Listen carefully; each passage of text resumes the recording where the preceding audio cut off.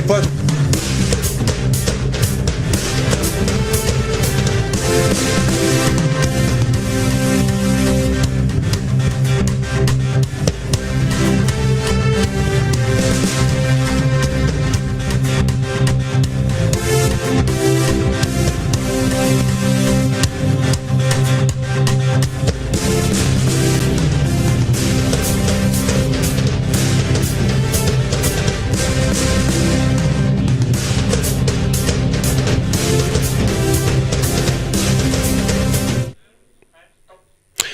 Misotranao miaraka hatrany amin'ny MBS sy ny radio madame izao fotoana manokana izay resantsika ny raha-pirenena izao mazava loatra fa ao anatin'ny miara-manonja isika mianakavy dia anterina ny araba tsy ankanavaka ho antsika rehetra na ho an'ny eto Madagasikara na ho an'ny any ampitan'ny ranomasina satria dia izay tokoa no mampiara-manonja antsika rehetra mba hikatsahana tsaratsara kokoa eto amin'ity firenena malagasy malalantsika ity. Feno dia feno ny fandarana an'io satria akoatra ny famelabelarana izay hoentiny eo dia eo ihany koa ireo ampisehatra maro samihafa efa ao akaiky eo ny solombavambahoaka Totsoandry Mampandry izay solombavambahoaka Madagasikara vao vita amin'ny alalan'ny Tiako Madagasikara tetsy amin'ny boriboritany fahenina ho avy eo ihany koa i madame Michel Razana Maefa. Raha vao miresaka an'izay dia resaka Tiako Madagasikara, resaka vehivavy mandray andraikitra ihany koa dia eo ihany koa ianjara Rakotoniasy avy any amin'ny fahatra Bongolava izy raha vao miresaka hoe Bongolava dia tsy hoe Tsiorymandidy dia eo ny resaka tsy fandriam-pahalemana isanandro dia andrenesana tsy fandriam-pahalemana any Bongolava eo dia eo ihany koa Tontora X izay avy any Aparafaravola maro ny zavatra ho resahany eo fa dia manasantsika anaraka hatramin'ny farany fa eto akaiky eto ihany koa i Faniry Razafy Manatany ary dia izy avy hatrany no andray ny solombavambahoaka Totsoa Ndawary Faniry. Inyary dia mamerina ny fiarabana fahobe zany entiny namantsika Rina Rabe Mananjara teo miaraba ny teknisiana sy ireo vahiny rehetra ihany koa izay efa mikonokonna ao ambadika ao ny hiditra eto amin'ny plateau antsika miara-manonja fa singanina amin'ny fiarabana izay marobe moa zany nangataka izay kokoa izay everina fa rariny zany fa atao arak'izay tratra le izy satria marobe tsika no mangataka izay dia alefa tsikelikely eo ianareo izay mpanaraka ny miara-manonja any amin'ny Nosy Maurice, any Chambéry, any Lyon, any Belgique, any Royaume-Uni dia anaovana ny kokoa isika menakavy izay mpanaraka ity miara-manonja ity mahafinaritra satria dia sady manaraka tsika no maneho hevitra ihany koa no miady hevitra no mba mifampizara vaovao sy ny zava-misy any amin'ny sehatra rehetra misy atsika any. Faraka nambarany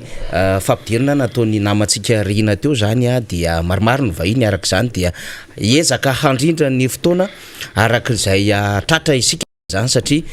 ny fanazavana matetika resanay dia hoe mba ahafahany rehetra mitondra ny fanohon-kevitra ny fandarina tahaka itony ary hitondrantsika fanadihadiana sy famakafakana zany. Ny vaovao aloha zany nalaza tao anatin'ny 4 ora dia ny 3 andro ny 3 andro ny fitondrana, ny 3 andro ny vidim-piainana no nandrasantsika dia ny 3 andro ny fampitsarana ny mpikambana teo anivon'ny gouvernemanta ary ny 3 andro izay hoe gouvernement d'action nandrasantsika kinandro dia ny 3 andro fametraha-pialany ny ministra ny Arena Kibontany. 3 andro zany no nalaza tatoato dia rehefa nanamarika moa zany tsika ny amin'ny fanadihadiana samihafa dia nahitantsika taratra hoe tena misavoritaka ilay endriky ny fitondram-panjakana amin'ny ankapobeny ho resahantsika izay rehefa avy eo satria dia hanana fotoana kely amin'izany tsika manoloana ity raha-pirenena ity. Ny resaka fitokonana samihafa eto seroa rehefa nanao fitokonana ireo mpiasa eo anivon'ny université ny Mahajanga ny toy tany Tomasina ny toy tany Antsiranana zany satria dia hoe tsy mbola nahazo vacation izay dia ny toy indray zany omaly tany Fianarantsoa nisy ny fionana samihafa moa zany taorina zay nataon'ireo tompon'andraikitra zany mahakasika indrindra ny vacation ireo ampitsara ny fanadinana baccalauréat fa raha ny eno ihany koa araka ny tsy litsofina zany dia manana ny olana ihany ko eo amin'ny lafin'ny karama reo mpiasa zany manodidididina ny 400 anoany eo anivo ny université ny Toliara ao Manday satria dia andray ny faharovolana mety miaya izy ireo tsy andray karama satria raha ny fantatra dia mbola sy nandray karama ny volana lasa teo izy ireo ary hiditra tsika moa zany zao tokony atao anatiny ty volana aogositra ty dia miaya izy ireo ny am'zany trangan-javatra izany viteo moa ny fivoarany vaovao satria raha ny fantatra dia hanatanteraka fivoriam-be reo mpiasa eo nivony zany université ny Manday Toliara zay amty anio ty dia zaraintsika arak'izay fivoaran'ny vaovao samihafa fa eo nivony antoko tiako Madagasikara dia nanomboka ny redynamisation na ny famelomamaso izany antoko izany ny teto Antananarivo renivohitra dia teny amin'ny boribory tamin'ny fahenina nisy ny député Todjisoa Andriamampandry no nanantanterahana izany ary dia hipoka vahoaka mpiatroka aty izany raha ny hoe fepetrany amin'ny anara-pahasalamana dia ny ezahana nokajiny izy ireo lay 400 tafiditra anaty trano kanefa dia maro be reo nangetaeta ny hiditra tety ivelany zany dia tsy maintsy nisy mifandaminana satria ny redynamisation na ny famelomamaso tahaka izao dia tena fiaona an'ireo rehetrarehetra na lefa teo aloha na ny vaovao zay hiditra am'izao fotoana izao ao anatin' zany antoko izany avy eo moa izy dia iresaka amintsika mahakasika izany fa amty anio ihany ko eny amin'ny QG Belair ny redynamisation ho an'ny antoko tima ao amin'ny firaisana fahatelo na boribory tamy fahatelo dia ny antsona ny foko tima eny amin'ny fokotany ny vehivavy tima ny tanora tima ary reo nandalo tao am'zany antoko izany teo aloha fa raha pitso ihany ko dia mbola ho avy ihany ko ny vehivavy tiako Madagasikara eny an-kianjan'ny finoana Magroberuty anao fitsangatsanganana sy fialamboly saingy anasana ihany ko am'ireo lehilahy zany zay mba liana am'zany na mba hikalokalo fotsiny zay hamalifaly reo vehivavy tiako Madagasikara manomboka amin'ny 7 ora maraina zany ny hetsiky ny vehivavy eny amin'ny Magroberuty fa ho an'ny etsy amin'ny QG Belair boribory tamin'ny fahatelo dia manomboka amty anito izany amin'ny 10 ora zay famelomamaso ny antoko tiako Madagasikara izay zay no fampidirany zava-misy amin'ny akabeany fa izy ty moa zany dia mbola mahoraka ny raharam-pirenena lasany atsanananosy any andre matofilo raha ny vaovao fantatra zany dia ijerijery an'ilay resaka miami ijerijery an'ilay resaka RN 2 na nyrosina route nationale 2 zany sy ny route nationale 5 dia hitokana an'ilay toerana hipetrahana zay akanaina ao sama Brickaville ao hitatsika daholo ny fivoarany zany rehetrarehetra zany satria dia miazakazaka mampiseho hoe miasa le fitondram-panjakana aloha eo anatrehany ty fikorotanana anaty ity zay no elary topoko lasy topoko avy efa linitsika hoe aizy député Todjisoa zay efa io député Bogosy Todjisoa Andriamampandry député Todjisoa miarabanao tongosa soa eto amin'ny miara-manonja indray amty zoma fa 20 ny volana aogositra ty avy atrany dia nihetsika famelomamaso ny antoko tiako Madagasikara natao tao amboribory tany fahimana zay nisy anao no hitsataratsika ny adevitra député Todjisoa nanahoana ny akon'ny redynamisation omaly miarabanao iafaniry ary tsy haiko ny tiarahaba ny vahoaka malagasy rehetra am'izao fotoana zao ary eo ihany koa na mipetraka eto toerana izy na mipetraka any ivelany ka dia mirary soanareo mirary fombiazana aminareo hatrany ny tenanay eto amin'ny miara-manonja mba hiadampinaritsika eto amin'izao fiainana fandalovana izao ary fiainana fandalovana zay tena manahirana sy sarotra ho an'ny vahoaka malagasy satria tena latsaka ankaterena ny firenentsika amin'izao fotoana izao ary eto dia manao koko manokana ho an'ny namana misy namana maromaro faniry na eto Antananarivo io na any amin'ny faritra na any ivelany dia mandefa SMS miantso hoe roviny ianao amin'ao miara-manonja fa rehefa ianao ny ao dia mandray noty mihitsy izay misy rahalahy kokoa any izy any any Karobaty any zao mandray noty be mihitsy izy rehefa za koa no eto ary tsy maninona raisy daholo zay azo raisina ao anatin'ilay izy fa tombotsoan'ny vahoaka malagasy ny fampiresahana ary izay mahafa miara-manonja eto sady fampitana fahalalana no fampitana vaovao no famakafakana zany no ataontsika eto Yeah. ary mitena anao teo hoe misy invité be tabe androany mahafinaritra zay mahafanty miara-manonja omaly avako aby teto atsika ty ary zay indrindra mbola ho resahako eo fa tena mahafaly satria misy olona anankitelo eto vahiny ary zay mahafanty miara-manonja ty misokatra tsika ary ilain'ny olona mihitsy le mba hoe misy olo-pirenena hafa akoatra ny solombavam-bahoaka zany zay mitondra nyteny satria raha solombavam-bahoaka foana ny eto de farany olona hoe eo ihany no miverina fa le vahoaka tena hiaran'le fahaisanana anao no miteny eto hafa mihitsy ohatra zao tamin'ny afakimaly misy hoe madama Arabe Milolo zay avany aminay eny Ambohimanarina zay ankasitrahana manokana fa hitanao mihitsy hoe tena le marary ny vehivavy malagasy mihitsy no entiny mahafinaritra ny ohatra indray hoe zay ny olona am'izao de angivy no hoanina sisa tsy mihinam-bary raha tsy amin'ny riva raha valo teraka poka no hoanina amin'ny atoandro raika poka sisa raha hita manahirana zany ary marina zany ao anatin'izay ary eto koa de isaorana manokana ny sombaboaka namana ty avy any Antsirabe i député Avakoaby Michel sy député José ao Antsirabe voalohany sy faharoa zay président groupe parlementaire satria nisy feo ihany tsao hoe faiza reny atsatsy sary misaotra anareo aty amintsika izy vahoaka malagasy hitanareo ny mahaly namelabelatra izy teto izy rola zay tena mahafinaritra izy ary mirahina ny député ty miara-manonja de hitatsika amin'izay zany fiasakina sy ny fiaraha-misalamitsika reny fa na de teo zany tsao sy ny feo de miaraka amintsika izy ary tsy mandao atsika izy ary hitatsika ho maly reny ny fisehoana zay mazava apahibe maso hita ny vahoaka malagasy zay saorana manokana satria matoa ny olona rehefa tsy aokena ny olona de mametritra panontaniana fa matoa ny olona misy tsy ao izay de misy fandaminana atao ary amasa mahasolombava-bahoaka de tsy maintsy mijery ny terrain ianao tsy maintsy mijery ny vahoaka ianao ary mba misy asa hafa zay tsy maintsy ataonao zany ao anatin'izay ary io koa ny fivirina maro isan-karazany akoatry ny miara-manonja amaly fantaninao am'izay hoe ahoana ty fameloma maso ty io moa de anatin'ny paikady ny tiako Madagasikara ary mahaly ny boriboritany fahenina zay tena nafinaritra sy naliana fa hitatsika hoe vahoaka maro izy moa noho ny indro kely noho ny fahamehana de hoe tsy maintsy efa-jato be ny olona ferana izy be da be ny olona ary zay ary mbola mangataka amin'ny bureau politique hoe asina deuxième redynamisation ho an'le olona tsy tafiditra satria mangita eta ny olona hoe liana am'le vaovao sy ny fanatsarana ao anatin'le izy fa hipoka ary nafinaritra de hitanao tao daholy ny team zay tranainy tany aloha tany zay somary marisarisa de tonga ny team ny mpikambana zay am'izao fotoana zao zay tonga hatrany ary nampiavaka ny mary de misy fikambanana hafa sy atoko hafa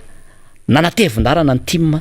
tao amin'ny boriboritany fahenina isaorako manokana zany noho ny fitiavanareo ny team noho ny fitiavanareo ny flora varmana noho ny fitiavanareo ny tenako zay solombavam-bahoaka ny mitarika anareo ary isaorana koa ny distime zay ankasitrahako manokana fa tena mety ny fiara-miasa ny distime sy ny solombavam-bahoaka misy tandem tsara misy io nge arakaraka ny mpitarika io vao tsara ny mpitarika dia tonga ny olona tonga ny bazy ao anatin'izy zay mampiseho an'izay firaisakina sy fahaiza-manao sy ny fahaizana miasa izany zany afa-po tanteraka ny terako ary ny tanjony iny de zay hoe fameloma maso zay hoe mitondra aina avao sy ainga avao ho an'ny mpikambana team zany noho ny fampiresahana tao hoe inona ny zava-bita inona ny tanjony atoko inona ny fanatsarana ny fomba fiasa sy ny rafitra zany zay misy zany eto amin'ny tiako Madagasikara tonga teo koa ny bureau politique zay tarihan'ny secrétaire général zay saorana manokana ary nampiavaka azy koa de nisy ny fanofanana maro isan-karazana ary teniteny boriboritany fahinina zany nge ianao raha vo nisy ny tiako Madagasikara de mbola tsy resy mihitsy zany zay afana Ambohimanarina io zany de sahako no miteny fa fiefy ny team Ambohimanarina mbola tsy resy mihitsy izahay tao ary vao mainka ary araka ny siny fifidianana mitombo foana nisan-jato azo ny tiako Madagasikara voaingana iny zao le fifidianana na ny filoam-pirenena nandresy ny tiako Madagasikara atao amin'ny boriboritany fahenina nandrisy ary ny adoblon maro isan-karazany reny ny tamin'ny fifidianana be ny tanàna na tafiditra mpanao-tsaina maro ny boriboritany fahenina nandresy tamin'ny fifidianana mera ary indrindrindra tamin'ny fifidianana sombavam-bahoaka zay ny tenako ny tao raiky amin'ny telopolo foko tany nandresy daholy ny tenanay zay saorako ny mpiara-miasa rehetra sy ny mpikatroka tim sy ny vahoaka nambomaraba mbola tsisy ohatra zany gafanira ampanetena no tenenana zany ny fokotany raiky amin'ny telopolo 31/31 tamin'ny ary mata amin'ny heriny ary tamin'ireo bodrika faharoa tsy navita an'izany zany raiky amin'ny telopolo fokotany misy zany hoe nandresy zany tamin'ny andro ny akafe fanavoazana tamin'ny tompola pasteur Andriamanjato nalasa ny fanavoazana zany fa tsy navita an'izany resy ny tompola Gilbert fa tamin'ny tenanay dia tena raiky amin'ny telopolo raiky amin'ny telo zany ny fitiavana Amboamanarina ny tena ary fantatra Amboamanarina le olona le zanatany zay hoe niteraka tao monina tao na niarana tamin'ny olona ary namana sy ny fianakaviana dia ao daholo ary fantatry ny Amboamanarina ny asa zay noentiny tena ary fantatry ny Amboamanarina ny tena tsy mamiavinavina zany fa mikasokasoka amin'ny olona mikasoka amin'ny vahoaka ary mandray atanana mieno zay ka zava-dehibe zay le anisan'ny resahana an'le omaly zay le faiza mieno ny mpitarika raha miteny ny olona fasana dia mihaino ianao mihaino an'le olona dia zava-dehibe zay gafaniry ary zay zany mila nana ny mpitantana rehetra ny mpitondra tsy aty ampanoratra ihany fa na any amin'ny fitondrana le faiza mihaino an'ireo vahoaka ireo hoe mba ino ireo rehefa mihaino ianao dia mba misy action zany ataonao amin'ireo vahoaka ireo zany hoe matoa nahazo an'ireny olo reny sy nisy ny fitanam-po zay nafinaritra dia nisy zay paikady zay napetraka zay zany zay approche zay natao tamin'ireo mpikambana rehetra ireo zany tao anatin'izay ary tena hita zany omaly zay tena hoe nitsangana nijoro ny tim tao amin'ny boriboritany fahiny hoe ny fisiny zay hoe mbola matanjaka ny tim ary zay zany no apetanay ho an'ny ditsika maro eto Madagasikara fa raha ohatran'ireny sehatra na ohatran'ireny fisika ireny naseho antsika rehetrarehetra dia mazava ny fifidianana amin'ny 2023 raha ninona eo na ninona eo dia mazava zany zay fandresena izay ary ny fandresena dia tsy maintsy ilaina reny fraisakiny reny zany tsy maintsy ilaina le fameloma maso hatrany na ny jeune team io na ny femme team io na ny foko team hatrany amin'ny rafitra io zany ilaina zany reny ary ny fifampitokisana akoatra zany dia zava-dehibe eo amin'ny mpitondra sy ny entana tao amin'ny boriboritany fahenina zany dia misy foana zany zay fifampitokisana zay sy fanatonana ny vahoaka ao anatin'izay ary akoatr'izay rehefa may mifanatona ianao may mihaino ianao mitsidika ny vahoaka ianao ry faniry amin'ny matompona ndraikitra anao na dia tsy asanao ary zay dia ny asa sosialy ho an'ny vahoaka hitako tokoa nanao lalana indray député Todsoa avy nijinjavary nizara fitaovana ho an'ny mpanala CP BPC baccalauréat dia nanao lalana tsy maintsy miezaka ny tena na dia tsy asan'ny tena ary zany ary zany averiko fa tsy asana solombavamboaka no manao asa sosialy manao lalana ny fododrafitra asa an'ny exécutif zany fa amin'ny matompona ndraikitra ny tena mahita ny fahasarana ny olona dia tsy maintsy miezaka ny tena faniry manampy ny mpiarabelona ary zay nitiavan'ny olona ny tena zany ao anatin'le izy ary zay tsy maintsy zaraina ho amin'ny mpiarabelona ary zany zany miteny eto mbola resantsika avy eo moa le izy misy namana sasany moa miteny hoe andao anao défi ireo chef de région reto le gouverneur zay tsy maraka ny lampanirena reto hoe raha tena mafinareo dia mila tsasy solombavamboaka ozy namana hafa zany ndray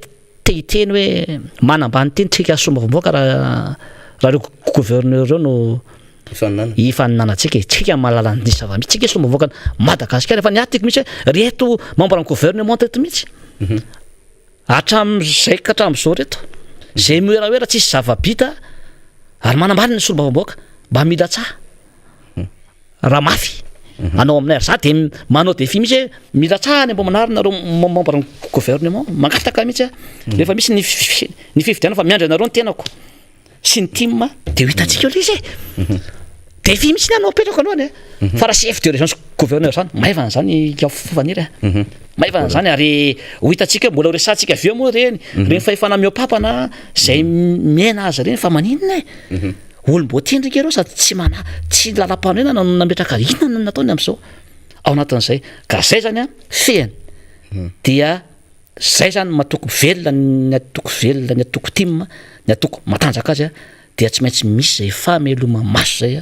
ary tsy maintsy misy zay fifankahitana matetika amin'ny mpikatroka sy ny mpikambana izay ary dia tsy maintsy misy ny fizarana ny vaovao rehetra sy ny zavatra ho atao indray amin'ny manaraka ary tsy maintsy menao toky ny mpikambana hoe tsy maintsy mijoro ny mpitarika raha mbola misy ny team raha mbola misy ny flora valomanana de tsy maintsy mijoro koa izahay mpitarika zany amedy maso zany atoko manana vina mpiaramonina zany satria ny tanjona dia ny asoa sy atsara ny vahoaka malagasy. Ia, ny soa fianatra ho ny fitenenan'izay zany ho an'ireo district samihafa zay mbola handalovany zany redynamisation ny antokotiko Madagasikara izany. Tany Morondava ihany koa vao tselakory zay dia nanao izany ny tany antoerana sy ireo faritra marobe ary efa maro izao no efa mandondona ny birao politika ny amin'ny hoe efa vonona zay aty amin'ny district ana, efa vonona zay aty amin'ny commune sy ny faritra tahaka izao de imo anjara ny birao politika no mandamina izay fa mbola iresaka zay redynamisation zay tsika rehefa avy eo satria izy tompon'andraikitra ihany koa zay efa ampiresaka amintsika mahakasika izany fa efa natsidika ao député Todsoa ny resaka gouvernementa ity fahefana nampitombona ny miona nampitombona mihoatra anreto mpanitsaka lalam-panorenana ireto zany amin'ny alalan'ilay fametrahana ilay gouverneur-paritra moa zany de rehefa mijery anatin'ilay tatitry ny filakevitry ministra ery amin'ny andalana fahavalo sy fahasivy de hoe vakikely izy hoe akoatr'ireo asa efa nankiny fanjakana tamin'izy ireo dia nanamafy ny filoham-pirenena Andry Rajoelina fa tokony omena andraikitra bebe kokoa ireo gouverneur amin'ny fanaraha-maso ireo asa sy tetikasa tanterahana any amin'ny faritra. De eo zany mahavariana antsika ihany hoe ilay filoham-pirenena mihitsy no manamafy ny fampanitsahana andraikitra sy asa ataon'le gouverneur ary de ato anatin'ny tatitry ny filakevitry ministra no resahana zany. Raha ohatra zany misy juriste tena afaka samy joro samy teny zany miatake an'izao zavatra zao de tena azo tena tenenina mihitsy hoe tena lay filoha mihitsy zany satria le filoha zany no manana etaeta hoe hamafisina tokony omena andraikitra bebe kokoa le gouverneur rehefa tsara dalàna de nampitombona indray le andraikitra le gouverneur tena mampime le raharaha de mbola ary amin'ny andalana fahasivy farany de hoe ilaina araka ny tenin'ny filoha mbola filoha foana miverimberina ny fisian'ny tompona andraikitra anankiray mandrindra de nambara manko ery ambony hoe ny gouverneur no mandrindra ny asa eny anivon'ny faritra tena manahirana mihitsy le izy hoe mihevitra ny vahoaka kokombra tsy mahay lalàna tsy mahay mamaky le fitondram-panjakana de tsisy afaka iteny le zavatra ataony tahaka izao efa ndresantsika izay député Todsoa maly ararotiko amin'izay no maheto anao manatsidika kely fotsiny iny zay ny zava-misy ahoana ny fijeriny député Todsoa satria linan'izany no vahoaka ny fananganana gouvernement sary-piterahana namoaka zaza sampona sy ity fanamafisany fahefan'ny gouverneur zay décret no anitsahana lalam-panorenana ity député Todsoa Andriamampandry. Ya le fananganana ny membre-ny gouvernement no raisiko voalohany matoa ianao ninona filaza matoa nandravany le gouvernement dia tsy naomby ianao zay aloha tsy azo etikevitra tsy naomby ny fitondram-panjakana matoa ny ravaina ny zavatra mandeha zany tsy nravaina re zany hoe de efa hoe tsy nao ninina zany ny fitondrana teto ary tsisy zavatra mipaika teny amin'ny vahoaka de nravaina le membre ny gouvernement matao io misy miova foana isaky ny 6 mois isa taona faniry de misy zany ny instabilité politique eto Madagasikara zany hoe tsy maro toerana ny fitondram-panjakana ary hitantsika ange am'le isy rombropolo nge nisy ministra vaovao faniry ny dikan'izany de tsy namely daholo zany reo membre ny gouvernement tahireo tao anatin'izay le ary le folo davela ary mbola mampetram-panontaniana mbola petabe am'ireo folo nge tena tsy navita ninina fa de mahagaga hoe manina mbola tasomina nefa inona ny vita tao anatin'izay na amin'ny tena zao nao hoe resaka bourse eo zao resaka vacation amin'ny fampianarana tsy volo fikortana ny université sary ministère ny éducation nationale mbola ao ihany izy le hoe olona am'zao hoe ministre ny communication zay efa mampimenimena ny tambazotra sy ny vahoaka ny fitetetage tena hoe mangidototra ny olona tsy hoe tsy fitiavan'olona ary zay ngamba ny fijerena faniry amin'ny politika madio ary ny tena meto dia fanabeazana ny olona sy mpanao politika no atao rehefa mba mikritika tsika de aloha tsy le olona le olona maolona azy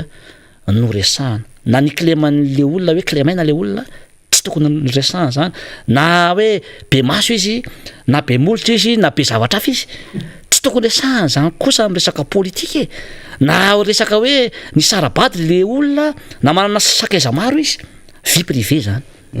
fa amin'ny resaka politika le asan'le olona jerena inona no nataony sao de manana inona ny antécédent inona ny lasany nanodikodim-bola ve izy nanao escroc ve izy nanao faux diplôme ve izy usage de faux ve izy zany tsy mendrika ho atao membre ny gouvernement ary rehefa membre ny gouvernement teo mbola misy angeo hoe membre ny gouvernement akoatran'le ny démission za aloha zany a ninona nataony le niala teo a 3 andro izy ny teo 4 andro dia amiko fahendrena le izy fa amiko tsy tokony izy rery no hiala izy ary a vao nome nalala an'izay hoe nisy zavatra tsy nety nataony teo aloha na nisy na tsisy nalala ny ala izy rehefa nyteny olona miala anao fa misy an'le fitondram-panjakana amin'izao membre ny gouvernement betsaka miala nefa efa be da be ny zavatra nataony de mbola eo ihany miandry esorina fa maninona teo zao le gouvernement teo be da be écran plat reny panier garnier bonbon société 73 kilos e be da be fa de eo ihany vao mahazo le seza kely de alardita efa tsisy maharitra mandrak'izay ho anareo aiza ny vavan'ny segy teo aloha hoe zay sao neto eto fa na aiza lasa tsofony indray mandeha de aiza zao anao zao lasa olotra otra nge zao zay nataoko hoe ny vavany tsy azo atao be rehefa mitondra firenena fa rehefa tsy ohatranao de miverina amin'ny olo-pirenena anao ary miandry anao fotsiny ke ny vahoaka e mety hivoaka ny tranao tsy sa mandeha rery-tsony miondrikondrika anao mandeha zikan'ny olona ianao mamenatra ke zany ianao manambady aman-janaka ka manataranaka zay nataoko hoe aloha mba mamiotitra aloha le tena voaka mba hatandremana ihany ao anatin'le za zao jerevy daholo ny teniko amin'ny manjery any amin'ny assemblée nationale tsy miteny momba ny olona manokana hoe amin'ny clémany amin'ny maha-olona azy fa ny asana nataony kosa le ministère na zavatra nataona ny vahoaka malagasy no kritikeko de atsarana izy hoe zao ny tokony nataonareo ao anatin'izay ny tena zao tsika resaka faux diplôme zany amin'ny mampianatra ny université sarotony mihitsy amin'izany ny faniry hoe membre ny gouvernement fa ianao atao ministre de ahoana moa ianao no hoe diplôme sandoka ve no ataonao eo de rahanao an'izany ve ianao aiza le intégrité amin'izany de le olona le maka anao ve le premier ministre zay manolotra sy le filoham-pirenena zay maka anao ve de tsy mba mijery tsara misy entretien atao nge io nge raha misy CV le olona vao miresaka le olona 2 minutes tokoa de efa hainao hoe zao ny capacité intellectuelle ty olona ty ary rehefa mijery diplôme zany anao eny amin'ny université publique zao no haiko eny akato sy ny université ya publique rehetra ny diplôme de diplôme sécurisé zany hoe misy fitaovana efa misy fitaovana zany tsy lafo be zany jereo anao 10 secondes 15 secondes de efa hay hoe izy ty na tsy izy de tsy manana mba afaka mividy an'izany ve ny any primature sy ny présidence asaina mitondra diplôme certifié le olona miaraka amin'le CV de jereo anao hoe sandoka satsosado efa misy zavatra efa tsika nge zao efa tena ny teknôlôjia efa avolety de tsy mba misy ve mpanolotsaina mba miteny ny filoham-pirenena sy ny premier ministre amin'izany fa sao zao afahambaraka ny firenentsika ny zavatra tahaka ireny mividy fitaovana amina diplôme sécurisé mijery ve de tsy anananao anatin'le izy de sao zao ny olona rehetra de ho ministra daholo zany zao olona rehetra zao eo koa le hoe beta be ny feo ny expérience koa de ampitombona daholo fa teo ministrako renge de mamita bahoaka ary mametaka ny tenanao ianao nge rehefa mitondra de efa hita hoe zéro ty olona ty hoe tena olona tsy manana trakefy ty olona ty ilaina ny faripaizana sy ny faripahalalana fa ilaina koa zany expérience politique zany rehefa hitondra ny firenena akoatra ny fahendrena sy ny fitiava-tanindrazana zay tokony atao vao manomboka avy anao 3 jours de efa zao sahady le izy mbola misy ministre be da be ao olo resahatsika eto misy vice ministre atao iny ny vice ministre telony eo ina ndrana le efa misy ministre ianao de asina vice ministre de je rehefa mifamalina zao le ministre rovavy le ministre sy ny vice ministre sa manana sainy de miady akarina ao anatin'le izy maninona no ampitombona 2 efa teneniko teto hoe politika ny fitsitsiana zao ny ilaina na ny budget ny teti-bola amin'izany ary nge faniry amin'ireo ministre zay nampitomboana efa ohatriny tsy alao ve anaovana fampandrosoana ho an'ny vahoaka malagasy zay mijaly amin'izao fotoana zao ny tetibola zay ampiasaina ao anatin'izany za efa nandinika an'io 12 na 15 dia ampy ny ministera be da be no azoko ambana am'ireo satria zay le politika ny fitsitsina fa de tsy maintsy zarana seza ve ny hafa nefa tsy terina bokatsoa ho an'ity fireneny ity itsika efa tsy misy vola de mbola ampitombona indray le izy lasa dépense ndray zany le izy ao anatin'izay zany zany de nisan'ny jerevana daholo akoatra zay le CV sy le diplôma zay tokony jerevan'izay de tokony misy foana ny enquête de moralité zay ho atao am'ireny ministre reny directeur tsotra ny ministère ary mirecruter an'ireny ianao tokony misy ny atao hoe enquête de moralité ary misy zany maika fa ministre de tsisy enquête de moralité ve anao ataonao an'le olona fa de atolotrola fotsiny hoe io de tendrena le olona ao anatin'le izy zavatra manahirana zao mahazo atsika zao le 3 jours ny tedavina zany hoe anaovana miracle vidim-piainana vao maika miakatra le 3 jours hoe anaovana zavatra lasa 3 jours na metra-pialana ary 3 jours niteraka wow andrira teto Madagasikara fitsangana an'ity gouvernement ity ay misy koa teo aloha de be tabe ny fiova misy faux diplôme ary efa be tabe name an'izay profa de ho hitantsika eo aloha fa tsy maintsy mila mangarahara ny vahoaka ao anatin'izany satria tsy mety zany tokony olona nianatra sy mahay nitondra n'ity fireneny ity ary hity tanindrazana ary ny olona tsy hoe ny tena rehetra koa ny manam-pahaizana sy tapim-pahalalana fa de miantso ny manam-pahaizana rehetra andao mba mitenena am'izay tsika andao raisina le fahefana fa raha olona ohatry zao tafoana nitondra n'ity fireneny ity de tena ho sahirana isika menakavy ao anatin'izay resaka fahefan'ny gouverneur io moa efa mazava be fa makavakana nataonao faniry omaly mazava tsara mihitsy reny ny ana de venako an'ireny kamba de zay hoe tsy ara-dalàna io tokony ho chef de région zany tokony ho vidiana tsy tokony gouverneur zany no anarany tsy manaja ny lalam-panorenana efa tsy manaja ny lalam-panorenana ianao de vao maika indray nampitombona le fahefana io de bazavy menazy daholo ny moyen rehetrarehetra fanomana ny élection 2023 nge io an'le izy de olom-boatendry no atao eo de iny no irakirahana anaovana an'le izy de manao an'izao de manao mikimaky rehetrarehetra manao gymnastika rehetrarehetra ny vahoaka efa mahiratra zao fanire ary zany tsy tokony atao ntsony fahefana ahoana fa ahoana ianao nge olom-boatendry de minanao daholo ve ny fahefana ny conseil régional ary ny mpanolotsy aparitra nge tokony mbola tsina fifidianany tsy misy zany tsy manaja ny lalam-panorenana ny solombavam-boaka atao anatiny tokony ao anatin'izany tsy atsona mihitsy zao mbola tsy hisy ny antso mihitsy hoe andaotsika mba misy alahy mba handinika ny développement eto amin'ny faritra Analamanga tsy manaja le lalam-panorenana ary ahidika rehefa tsy mitovy hevitra ve de ahidika averika any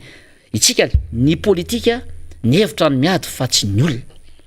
za mahita an'ireny mpitondra sy ny RD reny nge tonga tena miantso ahoana de miarapa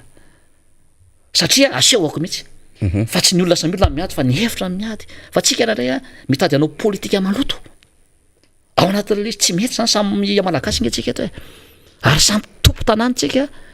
de tokony tsy fanao an'izany fa tokony asina zany le fifanajana amitsika samytsika tsy mety io ny famezana fahefana ary mbola tsy teny am'izao ny olom-boafidy de efa tsy hitako tsony ao anatin'izy fa aza olom-boafidy ny tia marerina saina miteny misy olom-boafidy IRD eo zay maro anisy anareo mba mitenena ny MMM eo mba mitenena isika olom-boafidy rehetrarehetra itsika nge député de Madagasikara maninona ny mena ny région le izy menamena gouverneur zay tsy ara-dalàna fahefana rehetra mba mitenena ny be ny tanàna zany nge olom-boafidy masina mihitsy zany olom-boafidy zany zany Andriamanitra natonga anao eo ao anatin'le safidym-bahoaka safidin'Andriamanitra tadidio zay tsy tovy mihitsy zany olom-boatendry sy olom-boafidy zany ary efa resahako teto zay ao anatin'zay ka zay zany ny tiana ho tenenina hoe miandry tsika olom-boafidy aza zay tao miara-manonja ihany nasaina mba miteny sy mitabataba ny zavatra tsy mety fa nareo olom-boafidy any amin'ny manoana ny antoko mba mitenena fa ny vahoaka nge mijery atsika miandry atsika ary itsika tsy ho misitra mandrakizay tsy solom-bahoaka mandrakizay eo